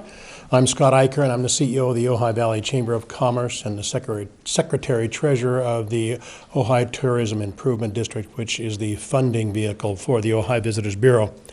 Tonight, I'm asking the Council to approve the resolution of intent to renew the Ojai Tourism Improvement District, which will allow the community to participate in 2 more meetings concerning the Ojai Visitors Bureau funding. When I finish speaking, I will ask Veronica Cole, our Director of PR and Marketing of the Visitors Bureau, to speak briefly. As you know, the OTID is a funding mechanism that is based on a special assessment district wherein the hotels in Ojai group together to assess their clients over and above the transient occupancy tax and to use those assessments to fund the outbound destination marketing of the Ojai Valley area. Our first term of 5 years is coming to an end, and we are requesting a renewal of the OTID of 10 years and an increase in the assessment rate to 1.5% effective in January 2018. We need to increase the rate of assessment to meet our escalating expenses. We contract both a PR firm and a digital marketing firm. We bring well-vetted writers to Ojai, paying for their travel, lodging, meals, and activities. Even though we ask for a 30% discount from our local vendors, we nonetheless incur sizable expenses throughout the year. We have 2 employees and rent an office separate from the chamber office. The OVB website requires constant updates to remain current with fresh imagery and content and to keep abreast of the traveling demographic. In our request to increase the assessment rate, we added the flexibility to either increase or lower the rate by 0.25% per year as needed to the maximum of 2% and a minimum of 1%. This flexibility will allow us to possibly add new employees, move to larger facilities, or add new programs. When the 2017 budget was presented, it showed we would spend through our reserves by the end of 2018, and it became clear we needed the increase. Beginning in December of 2018, we will set funds aside to begin rebuilding our reserves with the goal of maintaining enough reserves to cover 6 months' expenses. As we are moving through the process, we are paying over $4,000 a month to Civitas and will now spend $12,000 more than we budgeted for the renewal of if this process ends in April. The OTID has an advisory committee composed of all the assessing hotels. Not all of them participate, but all receive the agendas for the quarterly meetings, the notices of renewal, and the annual budgets. The renewal document was crafted primarily by Civitas advisors. This group produces 75% or more of the T-bids in California. Chris Canzora and I worked closely with them on some of the points, but the bulk of the effort came from Civitas because they are more informed of changes in the Special Assessments District law. The management district plan was distributed to all the assessing hotels.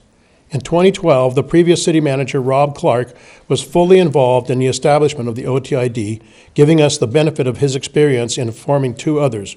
Since then, Steve McClary has been advised of all the meetings, annual budget, and quarterly financial reports, and he receives the minutes along with the hotels. No one from the county was or has been involved in the OTID process. They were not involved originally, and they still have not expressed an interest in being involved in the process. To be sure, Supervisor Bennett has said that he needs more time to hear from the public and the hotels in the OTID area map before asking us to respond to any issues or complaints. Some think 10 years is a long time, but many T-bids renew for 10 years and longer. It's not an uncommon length. In the discussions about renewing the OTID, the 10-year time frame was happily accepted by a majority of those present at the meetings. All were informed of the expense of a renewal and felt that eliminating the cost and time spent on a renewal process every 5 years would bring us the greatest benefit. What part do STRs play in the OTID funding? We did not and do not collect assessments from STRs within the Ojai city limits. Over the last 3 years, the county tax collector's office often reminded us that we were leaving money on the table from the explosion of STRs in the unincorporated area. Until the OTID renewal began, we had only a very few county-based STRs on our assessment list. We included a list of 34 STRs in the unincorporated area of the management district plan because at the time that we began the process, STRs were not receiving the attention at the county level that they are now. Even at that number, the amount of assessments from those STRs would not be critical to our business plan. At our advisory committee meeting tomorrow, February 1, we will address the issue of retaining STRs in our management district plan. Do we need to continue to market Ojai? Yes, we do. And how do we know? Because the OTID funding is a vital component of the economic success of our community. Every tourism-based and tourism-assisted merchant in the Ojai Valley is helped by the OVB's PR and marketing efforts. When they sell products or activities to tourists, the city gains sales tax and or TOT. Local employees benefit from the increased business of their employers. The community as a whole gains a benefit. In the early part of this millennium, when the Ojai Valley Inn began its renovation to become the Ojai Valley Inn and Spa, there was no other Ojai marketing other than that done by the Oaks. Ojai was a dismal place for retail, lodging businesses alike. Again, during the 2008-2011 recession, many businesses closed, many others cut the number of employees. These were difficult times. It was from these years that the impetus for the Ojai Visitors Bureau took hold. We are on our way back. Through the results of the OVB, Ojai is trending as a highly desirable destination. But PR and marketing are not stop-and-go efforts. They must be consistent and constant. Now I'd like to turn the podium over to Veronica Cole. Okay. And Veronica, Good evening, can you, since Scott has covered the subject pretty well, just keep your remarks pretty much pointed? Very done with this You're whole concise? conversation, Okay, and it'll great, be thank really you. short. I'm here obviously to echo Scott's opinion. I want to tell you a little bit about our approach to marketing this town. We showcase the intrinsic qualities that make this community so special. We paint an evocative picture of this inspiring valley, and as a result, visitors are coming for self-renewal, to shop for handcrafted products, and to eat locally sourced foods. Our beautiful landscape has always drawn visitors for its healing and restorative qualities. Fresh energy and ideas stimulate Ojai's vitality and its sense of community. In a brief bullet point format, I'll tell you some of the ways that we are helping our community. We assist our lodging venues in securing prolific press coverage, resulting in increased room night stays and ADR, which is average daily rate. These lodging venues then use local non-tourism businesses to maintain their hotels and lodging venues, such as dry cleaners, grocery, hardware stores, etc. We promote businesses in the aggregate with strategic and controlled messaging. We bring heightened awareness to multi-generational agriculture community of Ojai, thereby increasing more robust sales for the farmers and ranchers in this community. Business owners are forming synergistic relationships with one another and using each other's products. Ojai is experiencing an increase in new businesses, resulting in more choices for residents and visitors alike. We feature local artists in the artistic community in our media and consumer outreach. We also disseminate our resulting media coverage to all the participating business partners so that they in turn can repurpose that coverage for their own individual businesses. In the most short and simplest terms, effective destination marketing of Ojai attracts more visitors, and that spending fuels the local economy and creates more jobs. More tax revenue is generated, which ultimately supports vital public services, such as roads being repaired, city vehicles being repaired, and parks being maintained. With our continued efforts, we expect to see an uptick in our direct contributions to the city's infrastructural improvements. Together as a cohesive community, we believe we can appropriately face ancillary issues that are before us, such as water and traffic. But we depend on these tourism dollars to sustain a healthy economy. At a time when there is so much uncertainty and apprehension all around us, I ask you to pause and reflect on the true spirit of Ojai. And that's working for the betterment of this entire community. Okay, thank you. Okay, I don't have any more cards unless I missed one. Okay, shall we now bring it back to the council for deliberation? Okay. Does anybody need a 5-minute break here for? No. I'm all right. Yeah. Well, your call. I'm an older man. I could use 5 minutes. And I'm an older woman. You can follow me. I'll take advantage of the opportunity. I'm an old man too. Let's take a 5-minute break.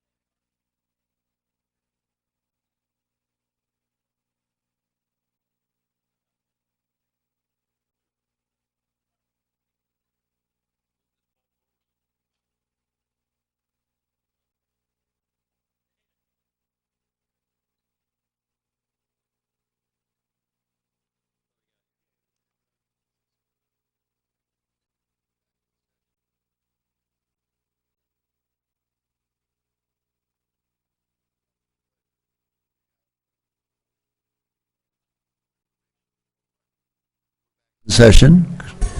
1, 2, 3. I'll be happy to make a comment and offer Okay. a motion to see if Okay. it gets Okay. traction. Proceed.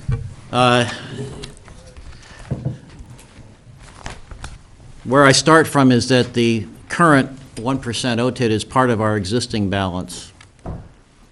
But that doesn't mean that we shouldn't have a full vetting and looking at possible changes to term our percentages.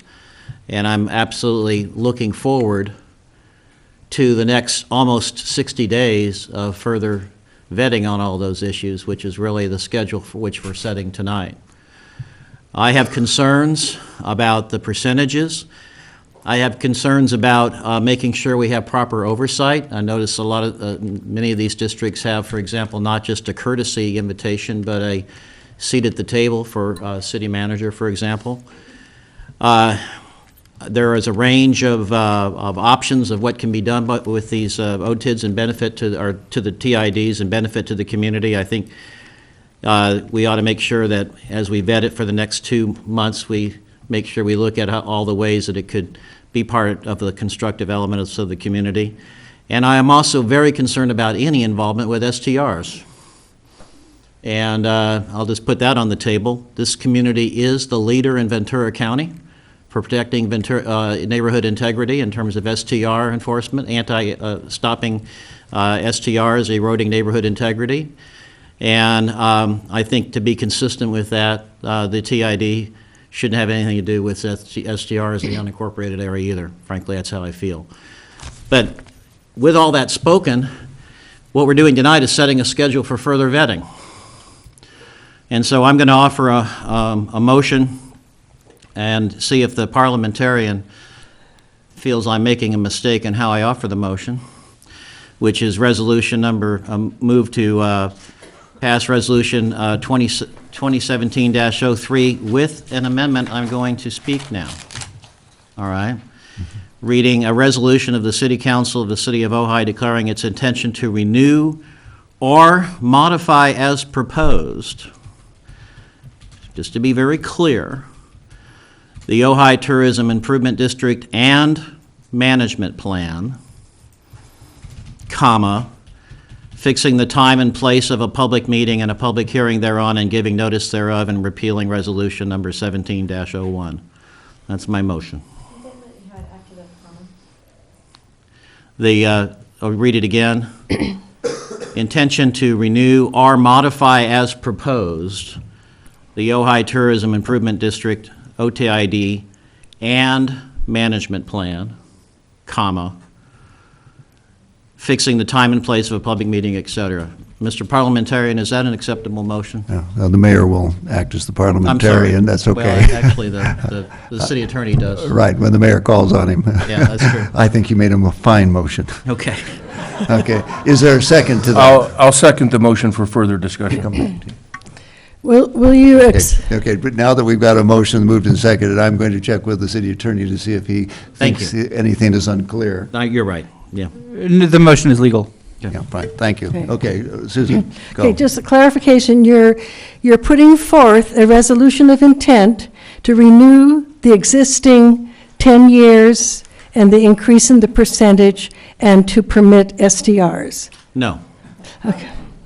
And that's why I added, I want to thank you for asking the question, so I can clarify. Even if I appear stupid, I want to be sure. Your concerns are, I appreciate your being very clear. Okay. Through the chair, please. The answer to that question is that the Mayor Pro Tem has made a motion to adopt the first resolution of the city, and there are no short-term that's true. rentals involved Yeah. in that, so. But is the correct? 10? Yes. But is it still 10 years and an Yes, increase? Yes, the motion as the resolution was presented is 10 years and up to 2% unless. But with the addition of the language that would I allow added the the council language, to or modify. modify as proposed, to give emphasis, the full reign of making modifications to percentage, term, oversight structure, et cetera. Right. Okay. Yeah, but what in effect that is to approve the resolution as the applicant submitted it, as opposed to, in effect, turning it into a proposal from us. I think that's your question. Okay, so I would like to know if you would accept an amendment for because this is a resolution of intent, and taking into consideration everything we've heard, it seems wiser to be more modest in our intent. So I would propose 2 years and 1%. I don't quite know how to word that, to modify the language to 2 years and 1%. No. The proposal that you're seeking as an amendment to the motion could be accomplished by modifying the language that appears on page 1A to page 2 of the resolution in section 7, and modifying it to provide for the terms you've just stated, to 2 years and 1%. Okay. Such amendment would need to be accepted by the maker and seconder of the motion, or else you could, No, if it's denied by them, you could propose it as a formal amendment and seek vote on that first. She has proposed an amendment, have you not? Yes. Okay, so it requires a second. Okay, I'll second it. Let's now discuss the amendment. You may proceed. Well, I guess you did, Okay. you explained your... All right, well, I think we received about 40 very articulate letters, excellent letters, and I read them all carefully. I feel what I would like to see happen these next 60 days or however long we have is that we, all of us, take time to understand each other's point of view. Okay, at this point, I would really love it. I don't want to use that word. I think it would benefit the entire community if everyone read each other's letters, okay? There were passionate letters from people who've lived here all their lives, who've seen the town change, okay? I've lived here over 60 years. I understand that the town, what Mark Whitman, for example, said about the town being founded on tourism, but we have a phenomenon now that is unprecedented. I do believe that marketing Ojai with the speed that we're doing now, we're going to regret it. And those of you who see me, there's a few of you who wrote angry letters, and I appreciate that most of those letters resulted in some friendly dialogue, because I did try to respond. I think with the passage of time, you will see that what the truth of what other council members have said, and what one speaker quoted Mayor Burry as saying, what's good for Ojai is good for business. And the converse is also true. If it's bad for our small town community, it's going to ultimately be bad for business. What we have on the table now is we're really discussing the future of Ojai. We're not just discussing tourism, we're discussing everything that is connected to tourism and the economy. We definitely need to diversify our economy. There were so many excellent points brought up on both sides, but the only resolution I can support at this juncture is a more modest path forward. So if it's true, I've heard other council members say that all this is a resolution of intent, and we can modify it later. And if that's really true, why not do if we should modify, increase the length of time, we can do that later as well. So that's why I propose 2 years and a steady 1%. Thank you. Okay, and I'll comment on my second to the motion. I too have seen changes in the community over the 45 years, and you just have to expect there will be some change. The question is how are you able to adapt and accommodate that change? I think the situation we're faced with right now goes beyond the issues of tourism and business. I heard some of the speakers and some of the letters I've received indicating that they felt that a vote no before was anti-business or anti-tourist, and I'd like to say that my vote was certainly not aimed that way. My vote was a concern for both the process and water.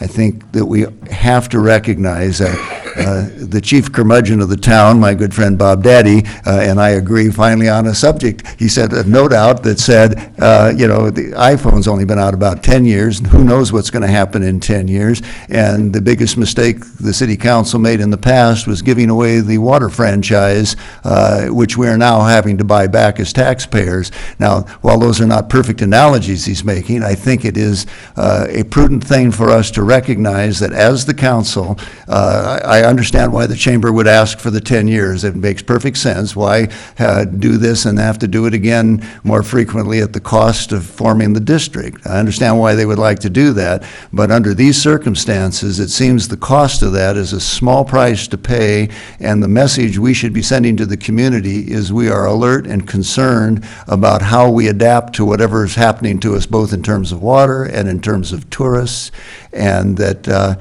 in the event that we're being overly cautious and we have incurred an additional cost in order to be able to maintain the tourism after we've seen what's happened, I think maybe the city should step up with some of our ill-gotten gains, since we share in the benefits of tourism, and help put that back in to extend the tourist promotional district if it's warranted.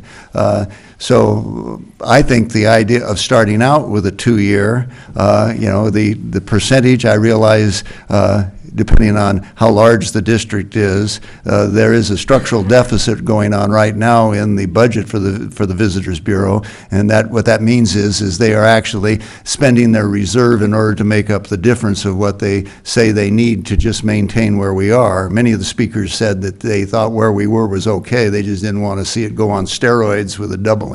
So if that be true, then maybe we've got some room on the percentage issue as to how to raise reasonable funds to continue what benefits us all without overdoing it. And so I think for us to put forward 2 years, if in the next 6 weeks we learn that that's too short, or that's, for that matter, maybe not acceptable at all to the community, we can always either lengthen it or shorten it. But it just seems like if we had a 2 years, there's also a 9-month period that hasn't elapsed, so that's plenty of time. And I think during that period, based on all of the interest and concern, that the chamber and the Visitors Bureau is kind of on notice to we need some data. We've heard all sorts of things like hotels that are half empty, and yet we know we have this other problem with the short-term rental. So it just seems like to start at that point, 2 years may be too long, or it may not be long enough, but we've got six weeks at least, and we've got a community meeting where everybody has another chance to weigh in, and then we have a public hearing. Unlike the mayor pro tem, I'm not looking forward to the next 6 weeks. I look forward to everybody participating, but he's a masochist. I'm a coward. But anyway, it just seems like that would be a good place for us to start, and then that would say to the community, we're not just rubber stamping anything, and we'll give serious consideration. So I gave myself much more than the 3 minutes, and Mr. Mayor, thank myself. Yeah. There's one point of clarification that I think is worth adding that I'm not sure is in everybody's minds. Streets and Highways Code Section 36624, which governs what happens at the public hearing, only allows the council to reduce a proposed assessment. It does not allow the council to increase it as to the item that was advertised for that public hearing. I apologize if that wasn't clear before. That's the assessment percentage? Both the assessment percentage and the term length. You can always go smaller, but you cannot go larger from what was advertised for the public hearing. Leave the flexibility. That's the first I've heard that. Okay, well, then I'm still good with 2 years. I didn't realize you couldn't go the other way, but... Wanted to make that point clear, because I'm... Okay, well, thank you. Okay, further discussion on the amendment? If not... I just want to say, I think, especially after reading all the letters and hearing all the speakers whose time was cut off, I think it'd be wonderful if we had some kind of a symposium, and I would like to see some experts in what, people who've experienced, maybe... Is this in the form of an amendment, or just an expression of just part desire? of the discussion. But on your amendment, the amendment Okay. is only for the term, is that right? I understood the councilmember's amendment to be both the term and the assessment amount. Right, but not the symposium and other. No, Yeah. no, I'm That sorry. may be a further item to be discussed Right, okay. later. That's Thank you. later. Okay, Okay, thank so- you, sorry. Okay, In so my are we ready for? enthusiasm to hear everybody, thank you. Okay, let's have a vote on the amendment. Roll call, please. Councilmember Blatz? No. Councilmember Francina? Yes. Councilmember Haney? No. Mayor Pro Tem Wyrick? No? And Mayor Johnston? Yes. Okay, now we're back to the original motion. And so is it still on the floor to go 10 years? What's on the floor is to get to a public hearing where the council would have full discretion to reduce term or percentage at that public hearing after hearing full, the vetting and information that will be developed over the next little under 60 days. Okay, so we're in, you're saying to maintain the latitude to go 10 years? The latitude, but not the imperative. Okay. In other words, flexibility to still shorten term and our percentage on the March 28th meeting, Would you have any, public hearing. would you have any interest in something less than 10 years now, just as an indication as to where the council is? No, I want to hear 2 months of testimony and information. Okay. I'd like to offer an amendment that would specify that this is to be assessed, these assessments only apply to hotel, motel, bed and breakfast code compliance. Excluding short-term rentals, as I understand your motion. Well, excluding all others. Is there a second to that motion? I don't understand the motion. The motion is to include, there was a definition, as I recall, about what lodging was, and I'm asking to include wording that makes it very clear that this is a promotional district where the assessment is placed on hotels, motels, bed and breakfasts. Make an inquiry of the maker of the motion? Sure. Actually, I agree with your intent. Mm-hmm. My only concern with the wording is that in the unincorporated area, they may consider themselves as having a license. Well, when we get to that, I probably have another amendment. And but, I personally, I don't want to have any involvement with short-term rentals in the entire valley. Okay, so we can start by making it clear that within the city we're defining this as, occupancy of lodgings that are, licensed and in code compliance for transit occupancy. Just within the city? That's all we're talking about right now, the resolution within the city. Right now, the resolution doesn't include any short-term rentals in the city because they're not permitted. It includes... I did not say anything about short-term rentals. I just said to specify where the assessment would be levied, which does not include short-term rentals. Okay, go ahead. Sorry. Do you understand it? Well, let's repeat the motion. Okay. The motion, I'd like the to- motion is that The amendment. the definition of lodging for purposes of this assessment district includes, licensed, code compliant, transit occupancy type establishments, hotels, motels, and bed and breakfast. Places that are designed for that and that meet the standards that everybody else is supposed to meet. Mr. Mayor, if I may, on the screen, I don't know if it's too small, the font. Does that capture your amendment? This is our technological upgrade tonight. Yeah, this is new. Thank you, Amber. Well, I'll leave that to the city attorney on the language. I thought it was fairly specific. I would suggest that it be on the final phrase, instead of in good code compliance standing, be in compliant with all applicable state, federal, and local laws. I think that's excellent. That accomplishes the same goal in stronger language. I also wanted to ask a clarification question. As proposed, we're only discussing the first of the two resolutions, which is just within the city. That's correct. There are no short-term rentals that are assessed within the city. Is your intention to also build in the county discussion and exclude those short-term rentals? Or do you expect to have that at the discussion When of we the get to second the resolution? second resolution, Okay. I think that would follow. I'll second. The amendment. Okay, we have a motion and a second. Discussion? If not, roll call? Councilmember Blatz? Yes. Mayor Pro Tem Wyrick? Yes. Councilmember Haney? Yes. Councilmember Francina? No. Mayor Johnston? Yes. So now we're Okay. back to the basic motion. Okay, yeah, okay, so, but so we're back to the basic motion. So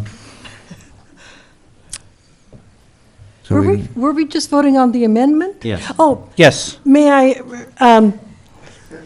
yes, You Yes. can motion to request to reconsider the previous vote. I make a motion to reconsider my previous vote. okay, I'll second it. Okay, all in favor, say aye. Aye. Aye. Okay, let's call the roll again. Sorry. Councilmember Haney? Yes. Councilmember Francina? Yes. Councilmember Blatz? Yes. Mayor Pro Tem Wyrick? Yes. Mayor Johnston? Yes, okay. So now the motion is what, for 10 years and 2%? Is that the, With the added language on the screen that it would be, the assessments would be applied only to hotels, motels, and bed and breakfast with current licenses and in compliance with all state, federal, and local laws. That's the motion on the table. okay, Mayor, can I get a clarification? sure. On the increased percentage from 1%, 1.5, and to 2%, that is only increased by the assessment entities, am I correct? It is not coming back to council, that's my understanding. That's For an correct. assessment increase. What's proposed is that the association board would have the discretion to go up to 2%, and that council would be, the only choice for council is in the beginning to authorize up to 2%. Right, so I just wanted to make that clear to the If public. approved by council on March 28th. Oh, yes, that's correct. Up to the level that we set in that approval, yes. Right, the clarification the city attorney gave us was that you can't go up, you can only come down, and the main motion has basically set the outer limits. Yes. Okay, is there further discussion on the main motion? If not, call the roll. Mayor Pro Tem Wyrick? Yes. Councilmember Francina? No. Councilmember Haney? Yes. Councilmember Blatz? Yes. Mayor Johnston? No. Okay, Mayor Johnston, we have Resolution 1704. Would you correct. like to- You want to proceed? Okay. I'm going to take a stab at this again. We pass resolution number 17-04, resolution requesting consent to the County of Ventura to renew the Ojai Tourism Improvement District, or as modified as proposed, and repealing number 17-02. I would like to add the language that the last sentence that Mayor Johnston suggested also apply to this resolution, that these assessments are only to be applied to hotels, motels, and bed and breakfasts with current licenses and in compliance with all state, federal, and local laws. Okay, do we have a second? I have a second. Okay, we have a motion and a second. May I ask for clarification?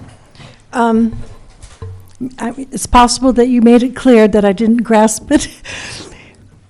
Are you considering short-term rentals, if they become legal in the county, you're taking the short-term rent, you're removing the short-term rentals from this resolution? That language does not. I would be open to changing that language to make clear that that's the intent.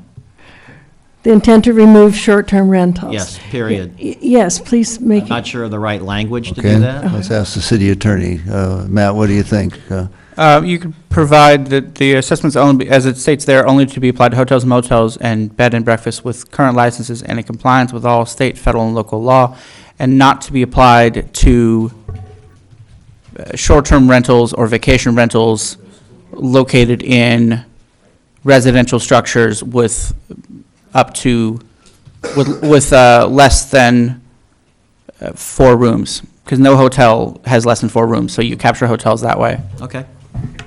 That'll be, But does that eliminate, though, the short-term rental market, or does that just narrow it? as far as we're concerned. The question is, are there any short-term rentals that have more than 4 rooms available for rent?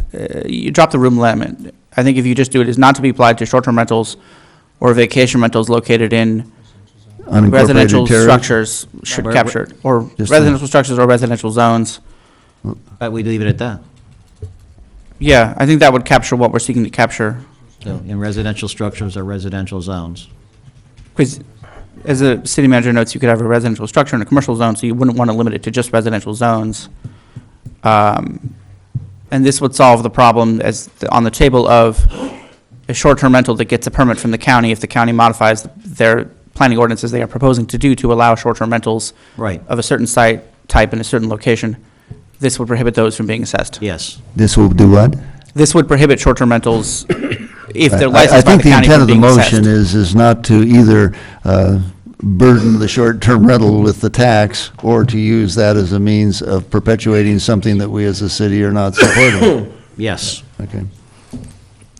That's my motion. The language on the table would accomplish the 2 goals you just articulated, which have the same outcome. That's my motion. Okay, so it's been I moved have- and seconded. Mr. Mayor, Paul. I have a question of the motion maker. My concern is, and again, none of us are, at least this councilman, is not in favor of short-term rentals within the city of Ojai. And I would just as soon not have them in the sphere of influence within the county as well.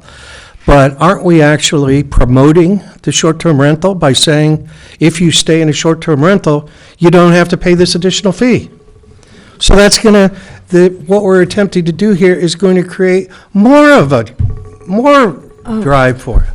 I'm not sure that argument holds up. Okay, It's a little bit like Mm. sin taxes, that we want to be sure we charge them in order to. Okay. Well, I'll tell you what, if you had a I think it was a choice. question. Okay, just a Yeah. second, okay. Wait a minute, Paul, finish I'm up. asking the motion maker if he feels that there's an unintended consequence to this. I think the unintended consequence potential is more than balanced by making sure that the short-term rental aspect doesn't have, by virtue of paying into the fund, a seat at the table about, in effect, being part of the promotion. Would this also follow that the Ojai Visitors Bureau would no longer list or promote short-term rentals on their website? Are we doing that now? I don't think we're doing that now. I'm not sure that the city has the power to prevent a No. private organization from promoting or not promoting any given activity. That would require further analysis. Okay. You can prevent what they do with the city's money, but you can't prevent what they do with their own money. Okay. Okay, well, let's come back to All right, the then my topic next, before. my next question before the vote is that we're requesting the county to renew the tourism improvement district. And what if their constituents wanted to include the short-term rentals? So are we saying that this tourist bureau that we're creating, this district that we're creating, has an effect on the county, but they're then prohibited from allowing short-term rentals to be assessed this fee? That is what would be proposed, would be preventing, or rather not assessing county short-term rentals. My understanding of the whole process is we are asking them to help us do something. This isn't something that they thought up and wanted to do particularly, so I don't think they'll feel deprived if they were not to do that. Frankly, I will be voting against even asking the county, because I think going along with Mayor Pro Tem's comments last week about city sovereignty, I think we should have our resolution over our city. And our district should be coterminous with our city. And we primarily are the beneficiaries of all this. There are people that are being assessed as far down as Oakview, and I don't think they get much benefit and aren't interested in actually being in this. It seems to me that if we eliminate short-term rentals, we're down to a total of maybe 4 establishments, one of them who belongs to a member of the audience here, and they wouldn't have to assess the tax. They would get the benefits of the taxes assessed within the city because they're very close, but those that are in the outskirts or in the hinterland would not.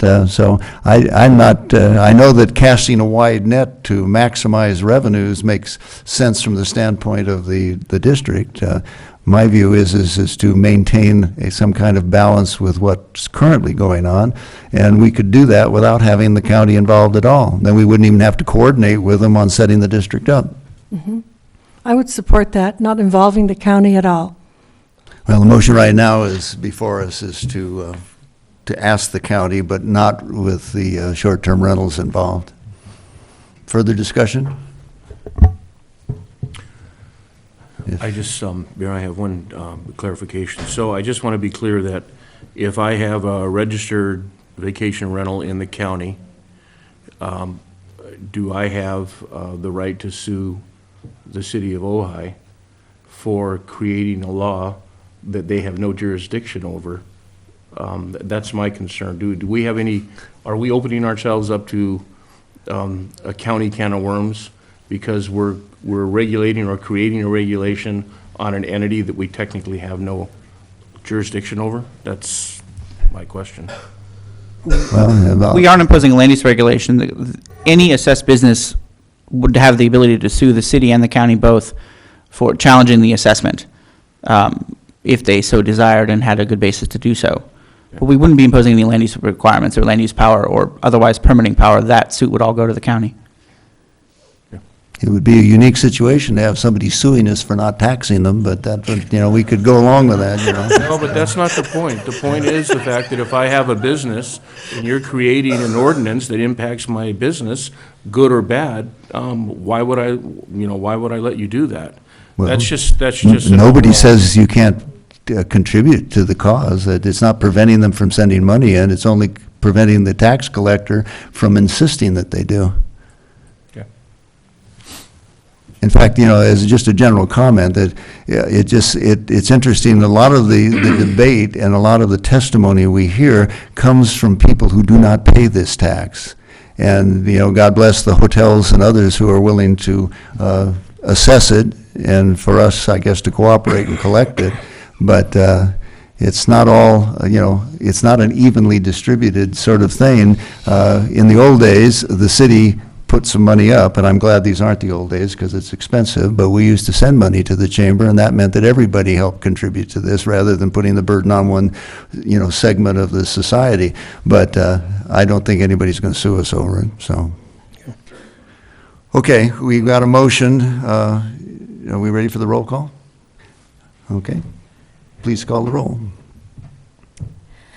Councilmember Blatz? Yes. Mayor Pro Tem Wyrick? Yes. Councilmember Haney? Yes. Councilmember Francina? No. Mayor Johnston? No. Motion passes. And so we will have the community meeting on what date? March the 14th, excuse me, February the 14th. No. Wait. February 28th. Wait, as soon as I said it, I knew it was wrong. That's right. Paul went to great effort to remove that February 28th is from the the public Valentine's meeting. Day. The public hearing would be March 28th. No, the meeting is page 1-8, attachment A, 2 of 4, right? Okay? Okay. Resolution 21703. That's okay. What are the dates? Number 11, the time and place for the public meeting to hear testimony, et cetera, set for February 28th. That's what I said. And then the time for the public hearing. Oh, did I say meeting twice? Yeah. Oh, I apologize. Yes, So the they- public All gonna hearing get is back on March together. 28th. Public And, hearing is March 28th. On the 28th, and everybody will have a chance to go over this again and give us additional information. Okay? Thank Enjoy you all your for- Valentine's Day. Yeah, right. But we'll still have a regular meeting. Yeah, Yes, we'll still be here. right, okay. So, okay, we'll take a 5-minute break, so those of you who have other things to do can, People are. Well, that's news to me that you couldn't increase the time. okay. Increase the time. There's also. But I didn't know that. I hadn't thought that through. But I stuck to my guns. Yeah. Yeah. Yeah, I understood where you said it. I just You just like hanging out here?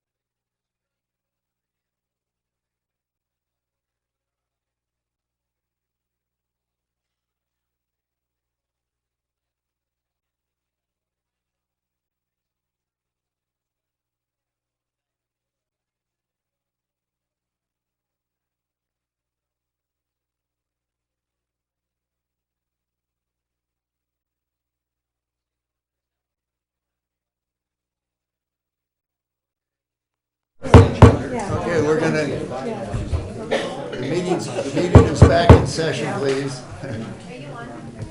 Yeah, okay, that will help, okay. We're back in session. Thank you, Amber. Okay, we are now on item number 3. Item number 3. Discussion of proposed changes to the Ojai Municipal Code to implement water-wise regs. Okay, City Manager? Thank you, Mr. Mayor. Kathleen Wold, our Community Development Director, will be making the report. Kathleen? Thank you. Good evening, everyone. I just want to make a very brief presentation, and just, as you know, we've been working on the water-wise issues now between the City Council and the Planning Commission for some time, basically back to the fall. And the Planning Commission worked on these water-wise, the water-wise matrix is before you in November, and then we were instructed to bring it back before you. I think we had a timeline. It might have been before the end of January. So we have the matrix. We've gone over it. There's points in there. It's been modified to accommodate for the comments and recommendations from the Planning Commission. So all we're really looking from the from the City Council is to get some direction on how to go about developing an ordinance and what you see out of this matrix that you like and things that you don't like and you don't want staff to spend time on. And so we're just looking for some refinements to these suggestions that the Planning Commission's given up to you. And then probably the next appropriate step would be for you to direct staff to, give some draft language and either take it to Planning Commission or bring it back before you. It's a little bit easier to critique something if it's in an ordinance form, but we always like to bring you the kind of outline and term sheet points so that you can guide us in a direction so we don't spend time and effort on something. Does the League of Cities, or is there anybody out there that has, and maybe you've already, this might be based on it, but a model ordinance? Or did we work for? California has one. Yeah, they did. Is this based on the state model ordinance and then adapted, or is this our own work? So there's lots of ordinance out. The water-wise ordinance would be aggregating a lot of different ordinances or suggestions together into one that would fit Ojai. So this goes beyond just landscape. This goes into adopting as you help me out with water net zero or what's Net zero? Net zero, yes, and those types of things, and education outreach. Plumbing fixtures. I was just informed today that there's a little known law that was adopted in 2009 that became effective in 2017. They had to do with retrofitting of plumbing fixtures. So a lot of cities are just kind of grasping to get a real handle on what's out there as far as what's state mandated. But this would be a toolbox of many types of things that we could do, not just landscaping. So we can use what's out there and we'll bring it back to you. Certainly, some of the people that we're working with now are consultants that work for us in the building division, also work in Camarillo, and they have things they've used, and we've reached out to different people. Matt and I have also done some The reason research. my question, was there direction given only to deal with landscapes or something? Because No, Okay, well, I thought the water-wise, landscaping used to be called xeriscape Right. in the old days, and then net zero, but there isn't any. So the net zero. Let me Oh, finish, okay. please. I'm sorry. What I was looking for Mhm. is there somebody who's done some of this work already in the state that we would be just comparing this to that would help the council? Or is this original work and that we should, I've had some correspondence from some of our citizens who have raised questions about, please be careful when you regulate because it's easy to over-regulate and the regulation itself can actually cost more and accomplish less. And he was thinking of things like low-flow toilets. Now, I don't know if that's true or not, but I'm just thinking that if this has already been vetted by other jurisdictions, that would certainly help us all in knowing what we're going to do with it. Well, I think that the building code, as it advances through the years, has become more regulatory. Mm-hmm. And so there are things that are out there already that are state mandated, so we don't have to make them more burdensome than already the code is moving towards that way. Right, you say with the uniform code. Mm-hmm, right. But as I was saying before, the net zero concept is based on, allowing businesses to increase their water use if their ability to set it off somewhere else. Now, some of those things are probably pretty cutting edge and maybe might be perceived by some people to be sort of burdensome or, maybe not cost effective, but I think that that's just really for the council to give staff direction on where they want to go. At one time, it was seen as that the water-wise was important, and that the direction that the city council gave the planning commission was that they could go out there and develop things and bring them back to city council that had to do with water-wise because of our water situation. So at this point, that's what the matrix is just giving you particulars that you can adopt or not recommend. I'm just looking to see whether or not we should be looking at this as sort of like starting kind of from scratch and originating it as opposed to things that are already tried and true or proven or standards of the industry, that sort of thing, which would help us all go through it faster. We aren't going to do it tonight, Right. but all of it looked pretty good to me as far as what the planning commission Well, was we're doing. not going to try to reinvent the wheel. We will try to reach out and find other cities that are doing similar things that are either similar to Ojai, size. But my that type of question thing. continues to be, this work, is this original with us? This is original to us. It's taking. All I'm asking, yeah. Yeah, I'm sorry, I'm not making myself Yeah, clear. okay, well, We're I wasn't taking- making myself we're- clear either, so. So we're taking tools from other cities, and we Uh-huh. brought them and aggregated them, and what we thought and what the planning commission thought was unique to Ojai. Okay, yeah, and it looked Okay. pretty good, yeah. All right. Mr. Mayor, your point is well taken. I'm reminded of the time when I brought before this council the idea that we needed a blighted building ordinance. And at the time, there was a great deal of resistance, and they wanted to draft a brand-new ordinance. And I brought in Hanover, New Hampshire, to the attention of the city attorney at the time, not Mr. Summers, as well as Palm Springs, and it was through those two ordinances that we were readily able to come up with a really fine blighted ordinance for Ojai. And I think that's the point that you're trying to make. Exactly. Yeah, right. Thank you. Well, what does the council have to say? I think we have some public. Oh, pardon me. Oh, yes. Yeah, some people waiting very patiently here. Tyler? Is Tyler still here? Yes. Come on down. Mr. Mayor, may I, What? would you like 2 or 3 minutes? We can go with 3 minutes, but we always appreciate it when they go shorter. Come on down, Tyler. Is your last name Hess? Tyler Hess, 1809 Ladera Road. This is the Happy Valley Drain on Rice Road, spewing millions and millions of gallons a minute. There's no water in Ojai. It never rains. We're in a drought. I'd like us to remember that drought is a choice. We're choosing to rush our water to the ocean. I'm here today because I moved to the valley just 4 months ago because I heard things are drying up and most people here have too many paperwork and too much resolutions on the table to deal with the water situation. As somebody here who will be alive probably longer than anyone else in the room. Not if you scold us.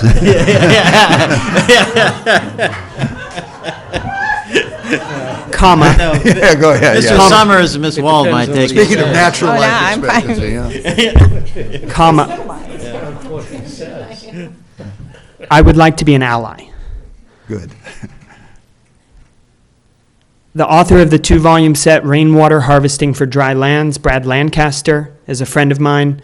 The CEO of the group Watershed Artisans, Craig Sponholtz, in Santa Fe, New Mexico, is a friend of mine. Both of them are aware of the situation in the valley, just as John Todd, Organic Waste Solutions, came down to present to you and Councilmember Wyrick. The solutions are in the valley. We can recharge the aquifers, the wells. We can move beyond centralized Lake Casitas as the only option.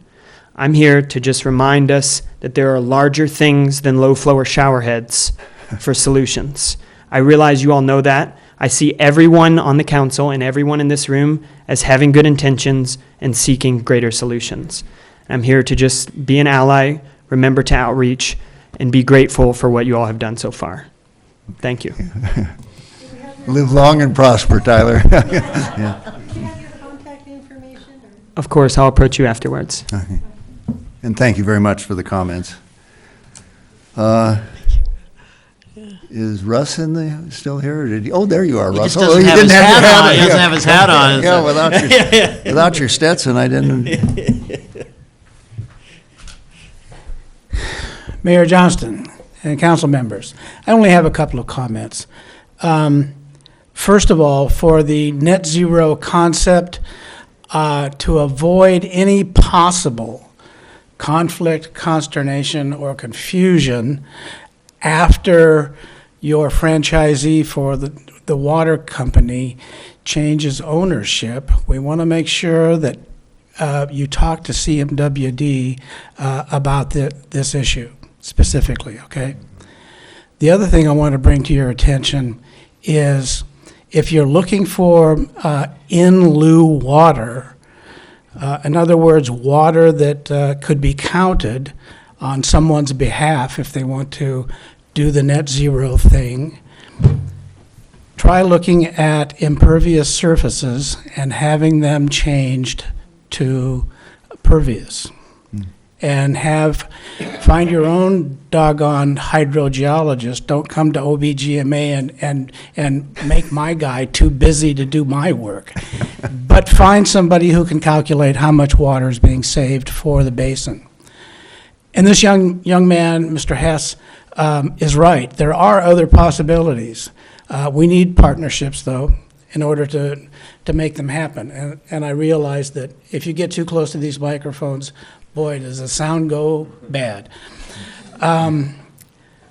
Take, for example, The, maybe you don't call it a blighted building, but right next to the skateboard park, and right next to Fox Barranca, there is a there's a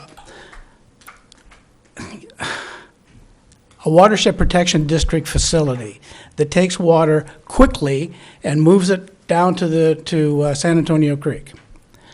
You could put a small treatment plant there, treat the water, inject it back into the aquifer, and put the brine right into the sewer line with a discharge permit. And you could do that on the Happy Valley Drain as well. And you can purchase these small treatment plants that could go behind that concrete block building. Nobody would ever even see it. There are ways to do this.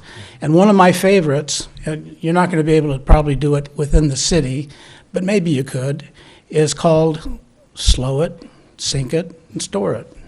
Contour line ditches that are just dug with a backhoe, stop the water from running off, let it sink in, and fill up the aquifer. Thank you. Very good. Thank you, Russ. Mayor Johnson, may I make a comment? Go ahead, Bill. Russ, I have a question, or a comment. I was happy to hear the representative from Steve Bennett's office at a meeting that Mr. Hess referred to. It talked about we really need to explore cooperation with the flood control district anywhere where city right-of-way crosses one of these channelized stream flows. That we may have more opportunities than the one you just mentioned if we get focused and look at how to do stormwater retention and injection into the aquifer at all of those locations. It's really true. You could get OBGMA, Watershed Protection District, and the Sanitary District, all of whom I have a very close relationship with, to do projects. So I just wanted to make that point, that I'm aware of that and I'm excited about pursuing that. Okay. And then the other comment I want to make is, as long as we don't get into analysis without paralysis, which somehow seems to be the situation with the spreading grounds right now. Just my comment, not asking you to respond. Thank you. Okay. Anybody else have any questions? No, Okay, fine. Thanks, Russ. Ravi, come on down. First of all, I want to start by commending you on this water-wise regulations that you're proposing. I looked through them, and I like all of them that that have been shown here. And to use the economist's phrase, all of this is necessary, but the question is it sufficient? Given that we are looking at stage 4 very shortly, sometime this year, the presentations you saw on January 10th projected in September, and this rainfall doesn't seem to have done much because much of it has not gone into the lake as we would have hoped. We are looking at stage 5 then, which is 10,000 acre-feet below stage 4. One is at 75,000, one is at 65,000. Stage 5 is at 65,000 acre-feet, according to the presentation that you have on your website. And right now, even with today's rains, I estimate us at 488.93 feet, roughly about 90,000 acre-feet. So we are 15,000 acre-feet away from stage 4 and 25,000 acre-feet away from stage 5. And our annual consumption is running at 21,000 acre-feet. Given that situation, I just think if we are in stage 5 now and we had 50 gallons per day, each one of us, what do you think will happen to the real estate market? Would people want to buy a home in Ojai? So given that situation, we should do everything we can to put off stage 5 as much as possible. And I'd like to propose at least 2 ways that we can do that. One is do the counterintuitive thing and recommend to Casitas that we announce stage 4 right now, or at the very latest at the end of this rain season, sometime in April or May. What would that do for us? It would delay stage 5. Instead of waiting for stage 4 to come in September or July or August or whenever that's going to happen, if we do it as soon as possible, we eliminate or put back stage 5 as long as possible. That may allow us to stick around for more rains, some time for the water project and for all the other things that you guys are proposing. Even though counterintuitive, I would love for you all to consider that you're actually asking the water authorities to restrict us more sooner. And I think that makes a lot of sense because stage 5 is a very, very difficult economic situation for everybody. The second thing that I would like you to do is take the leaf from the city of Santa Barbara and ban the watering of lawns right now. There is no justification for watering lawns at the stage of drought that we are in. And if you want to delay stage 5, every gallon of water that we save is going to help us delay stage 5 as much as possible, put away the water rationing of 50 gallons a day. Now, a lot of people ask, shouldn't that be the water authorities who do that? Well, they have a natural conflict of interest. Every gallon that I use brings them revenues. For profit-making corporations like Golden State, that goes to their bottom line. They have a natural conflict of interest. They are not going to ask people to stop watering lawns until it is stage 5 and a crisis situation. But you can act. The city of Santa Barbara has acted. And if I look at the public comments on that, people are grateful that they have done it. The only reasons that people are watering lawns today is that they're not aware or they don't care. And we can't afford either of those things.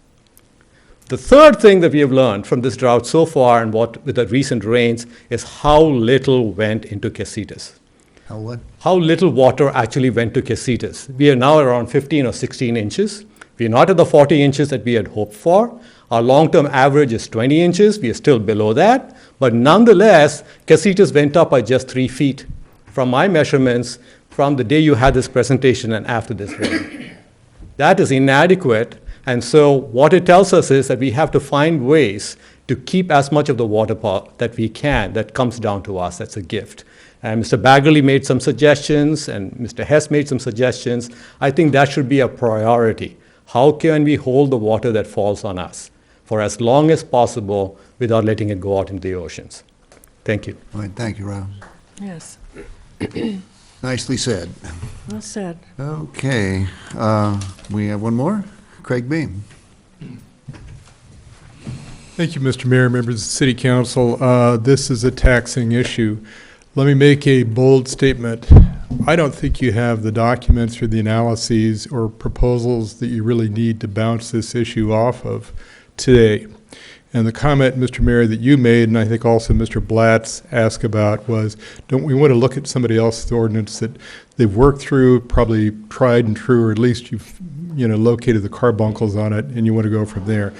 This seems to be a hodgepodge of issues thrown together, but it doesn't seem to be a coherent overall program.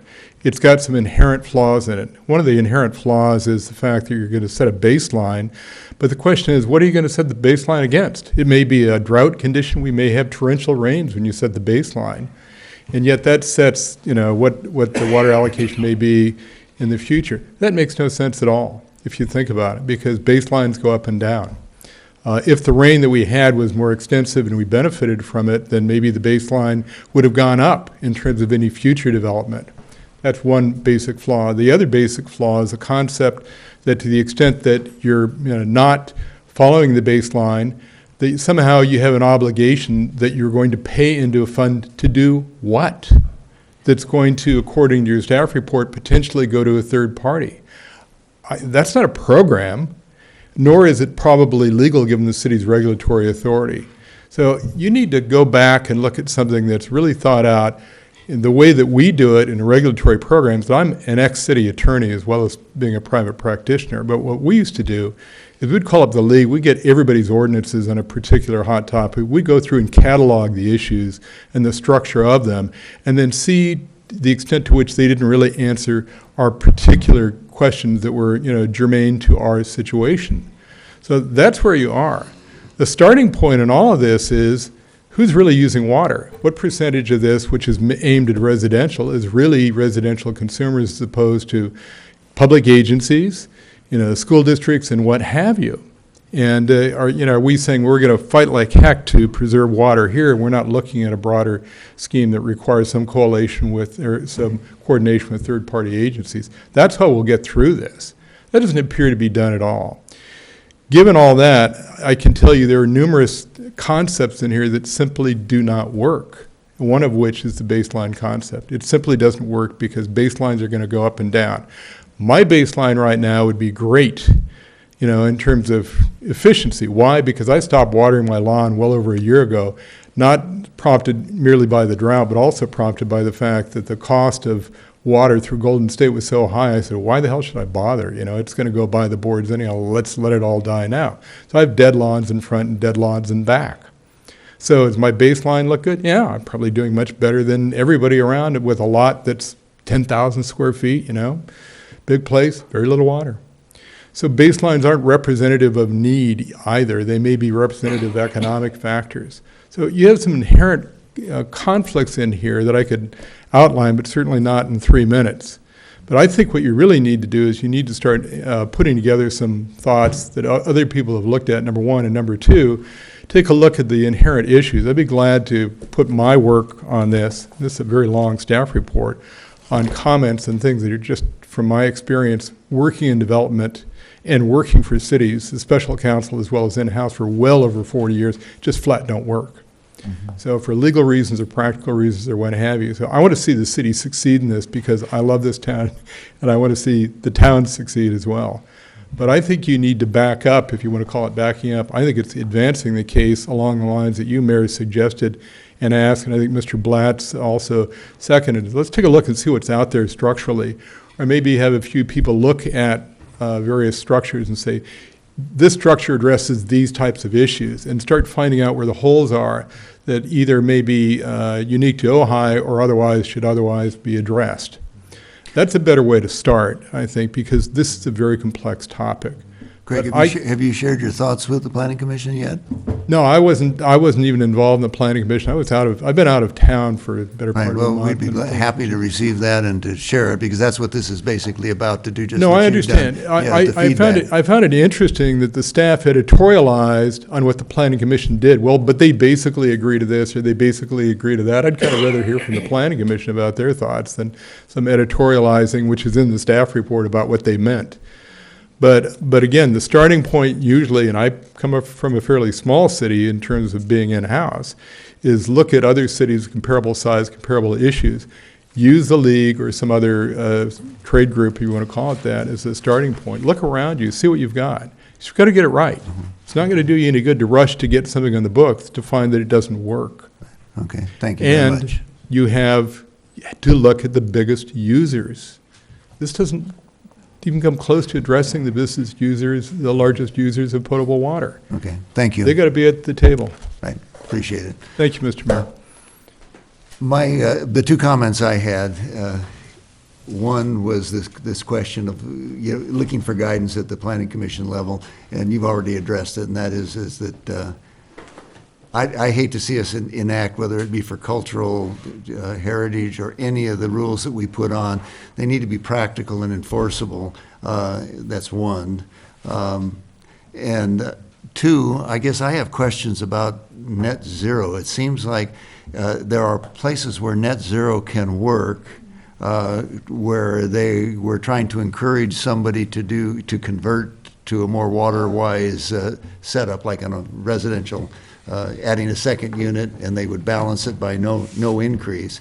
On the other hand, new development coming in and basically, buying, carbon credits.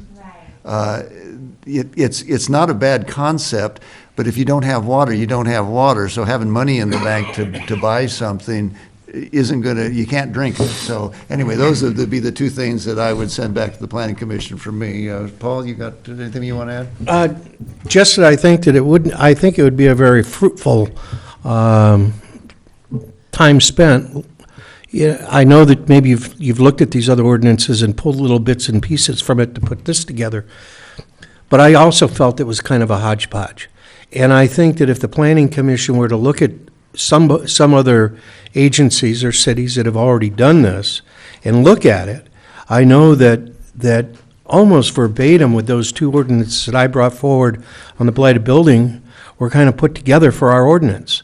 And I think if we look at it, that's my suggestion, is just make sure that we're looking at ordinances that are currently on the books, that we've talked to other community development directors or other city managers to see how they're working.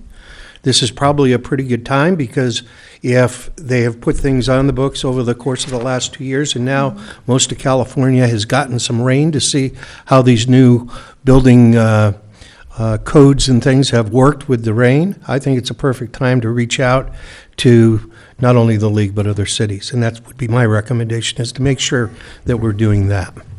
Bill? Yeah, I would concur with the mayor's comments and council member Blatz's comments. I know a perfect example. Actually, this is not a motion or anything, it's just my thoughts I put in writing. And not even for discussion, but I pass it out because I think we need to first, I thought of things, for example, an allusion to in 2B, when you're talking about a program that Camarillo has for leak detection, well, I want to see the program. If examples are being, I think, so I'm amplifying what we've already heard from the mayor and from Councilmember Blatz. But I also would like to see a little bifurcation in the sense that there's some low-hanging fruit here. And a perfect example of that is that having an ordinance amendment to, a text amendment to say you got to have a pool cover is kind of a no-brainer, as opposed to a whole net zero project, which is potentially quite complicated.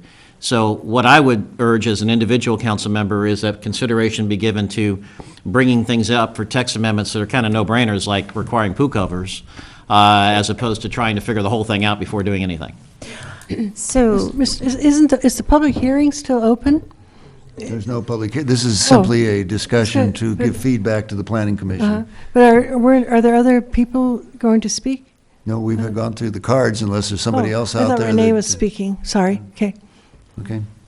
So can I ask a question? I'm just trying to, this is always very, very confusing for me because, the planning commission had this global idea of doing water-wise issues. That's what they had, a global idea. And so Matt and I both worked and took to city council sort of this matrix originally with a bunch of background materials to it. We got broad ideas of what to take to planning commission, and then we took this matrix to planning commission, of which they added their take on it. We gave them what appears to be, I guess, to use the word hodgepodge, because we felt like that gave them some catalyst to get some ideas going and maybe some focus on their ideas. This is their response back. Now, obviously, staff was under the impression that before we went into the vetting part or actually bringing examples, we needed to come back to you to say we were on the right track. And that's why they're preliminary ideas. So I'm just a little confused because I'm not sure where. Let me clarify, at least from my point of view.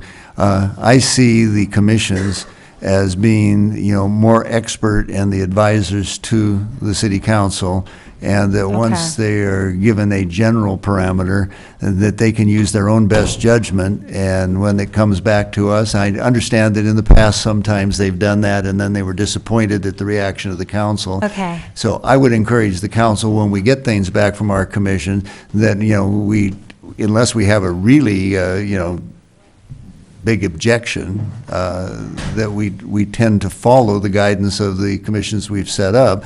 But the idea of going back and forth or saying, like blind man's bluff, am I warmer, am I colder, am I warmer, am I colder? That's not a real efficient way to do this. So that was the reason for the question about the league. If somebody's already plowed the ground a little bit, so to speak, or been down the path and has had some experience, now sometimes they don't, and it's up to us to blaze the trail. But if it's out there and we know that this is based on that, that'll give us, we can move on to the next level. So, Randy, did you want to add anything? I was looking at Bill's list here, and I had a comment almost for every item on here, but I'm not going to go through that. I think we can just be really short. First of all, we do have a landscape ordinance that's in effect. And I think the most important thing that we need to do is we need to create this mellow program for all citizens, just not for people that go through the permitting process. But we need to change the culture in this community regarding landscape practices, methodologies, and plant and turf choices. So the mellow actually does that for you. It actually breaks down the components of the landscape. It requires you to be very specific in the uses of plant materials. That's why when I read this comment, get rid of some type of shade plant or something like that, your mellow already does that. So I think the greater good right now at this stage would be to actually take what we have on the books and actually create an environment where we're changing the culture, we're teaching the community what we need to do, because the majority of the water use in this community is residential. I'm going to think that the majority... You mean inside the city limits? Yeah, inside the city limits. Residential and it's outside. Yeah, and so to me, educating them and getting them to think about our culture and how we can change it, I think is, and I'm paraphrasing that term because I did have a discussion with Kathy Nolan about this months ago, and she was the first person who used that term, and I agree with her on it. Culture is very important in how we recognize what we need to do in this community. So we already have something there. And then the second thing is, I am right now meeting with Russell and Renee regarding trying to put together some type of a demonstration garden program for the backside of City Hall. When we get something written, organized, thought out, we'll bring it to council and let council digest it. But Great. we're in that conversation Good. because we do need a quality demonstrative garden in the community, and that's the best place, I believe, to do it in. But in general, our guidance to the planning commission is that we do want them to have a broad, water-wise Yes. recommendation. We don't want to get into, well, you're probably in a better position to give some specifics, but the rest of us, I would concur with Mayor Pro Tem. If it's possible to bifurcate and take, the easier ones, the quick ones, the cheap ones, and put those in one basket and we move on it, and then the more complicated long-term development standards would be separate. Souza, do you have something you'd like to? No, I'll ask, you're the planning commission liaison, correct? Or you're just here you're a member, but you are a member. He's a citizen, too. Okay, all right. Interested. But is this on the agenda tomorrow? No. It's not? Okay, where did I see that? Okay. Can I explain? Can I explain? Yeah, I'm sorry. yeah. I just said no. So on the agenda tomorrow is the landscape MWELO Okay. ordinance. It only is the landscape portion that city councils are directed staff to bring back through. These things are things that the council indicated to planning commission they could do above and beyond that. Mm-hmm. So I didn't want to, I'm a little bit confused. I thought that was confusing. I like what I saw, and Well, again, if I can interrupt, I just want to go back to what Mayor Johnson said, and that's whatever we do, it's you got to create an environment where people want to do the right thing, because we're not going to go around enforcing low-flow toilets and low-use nozzles and gray water systems. We just don't have those capabilities. What we want to create is an environment where people come to us saying, I need to do it, help me figure out how to do it. That's what we want. We want just the opposite. Yeah, if we can remove the obstacles for them doing the right thing. If somebody can tell us what those obstacles are, because I hear on the street, not regarding this, but just in general, that the community feels like there are many needless obstacles because of either understaffing, over double checking, or whatever it is, and then we add this to your workload, and everything degrades. So anyway, it's a nice piece of work so far as it goes. I think we should all be keeping our eyes and ears out at meetings where other cities have addressed this, and if we hear anything, we'll bring it to you. Okay, is there anybody else on this comment? Mayor Johnston, would this be appropriate time to bring up the College of Design possibility with the Planning Commission or not? Well, I think, you mean the idea that? Yeah. Yeah, go ahead quickly and let Steve Well, carry the message, I guess. Yeah, one of the thoughts that came out of the Carnegie Mellon people at this very small group was to how to take the next step, and the thought was that since there is a sustainability subcommittee and the Planning Commission is approaching this, and the discussion is overall systems of water, that maybe we should be looking at a a phase 2 or step 2 of including this as, thinking of this as part of the training for Planning Commission or seminar. Other members of the council, too, might And members of benefit. council and Planning Commission in terms of how to look at these issues from a systemic point of view rather than just a piecemeal fashion. And I'm not asking for any action, I'm just saying the discussion came up. I could talk to you further about it. Okay, anything else for the good of the order? If not, Are we clear on our direction, staff? Well, there was okay, so there was a variety of opinions here, but I'm taking from what Mayor Johnson said and going back to Planning Commission, that they are the experts. They've heard what we'll get the minutes from this meeting and we'll give it to them and move forward. And try we to will ask them to prioritize with the low-hanging fruit first and to work their way through and to look for other communities that have already done things and try to work through that. Is that it? that's a good summary. Okay.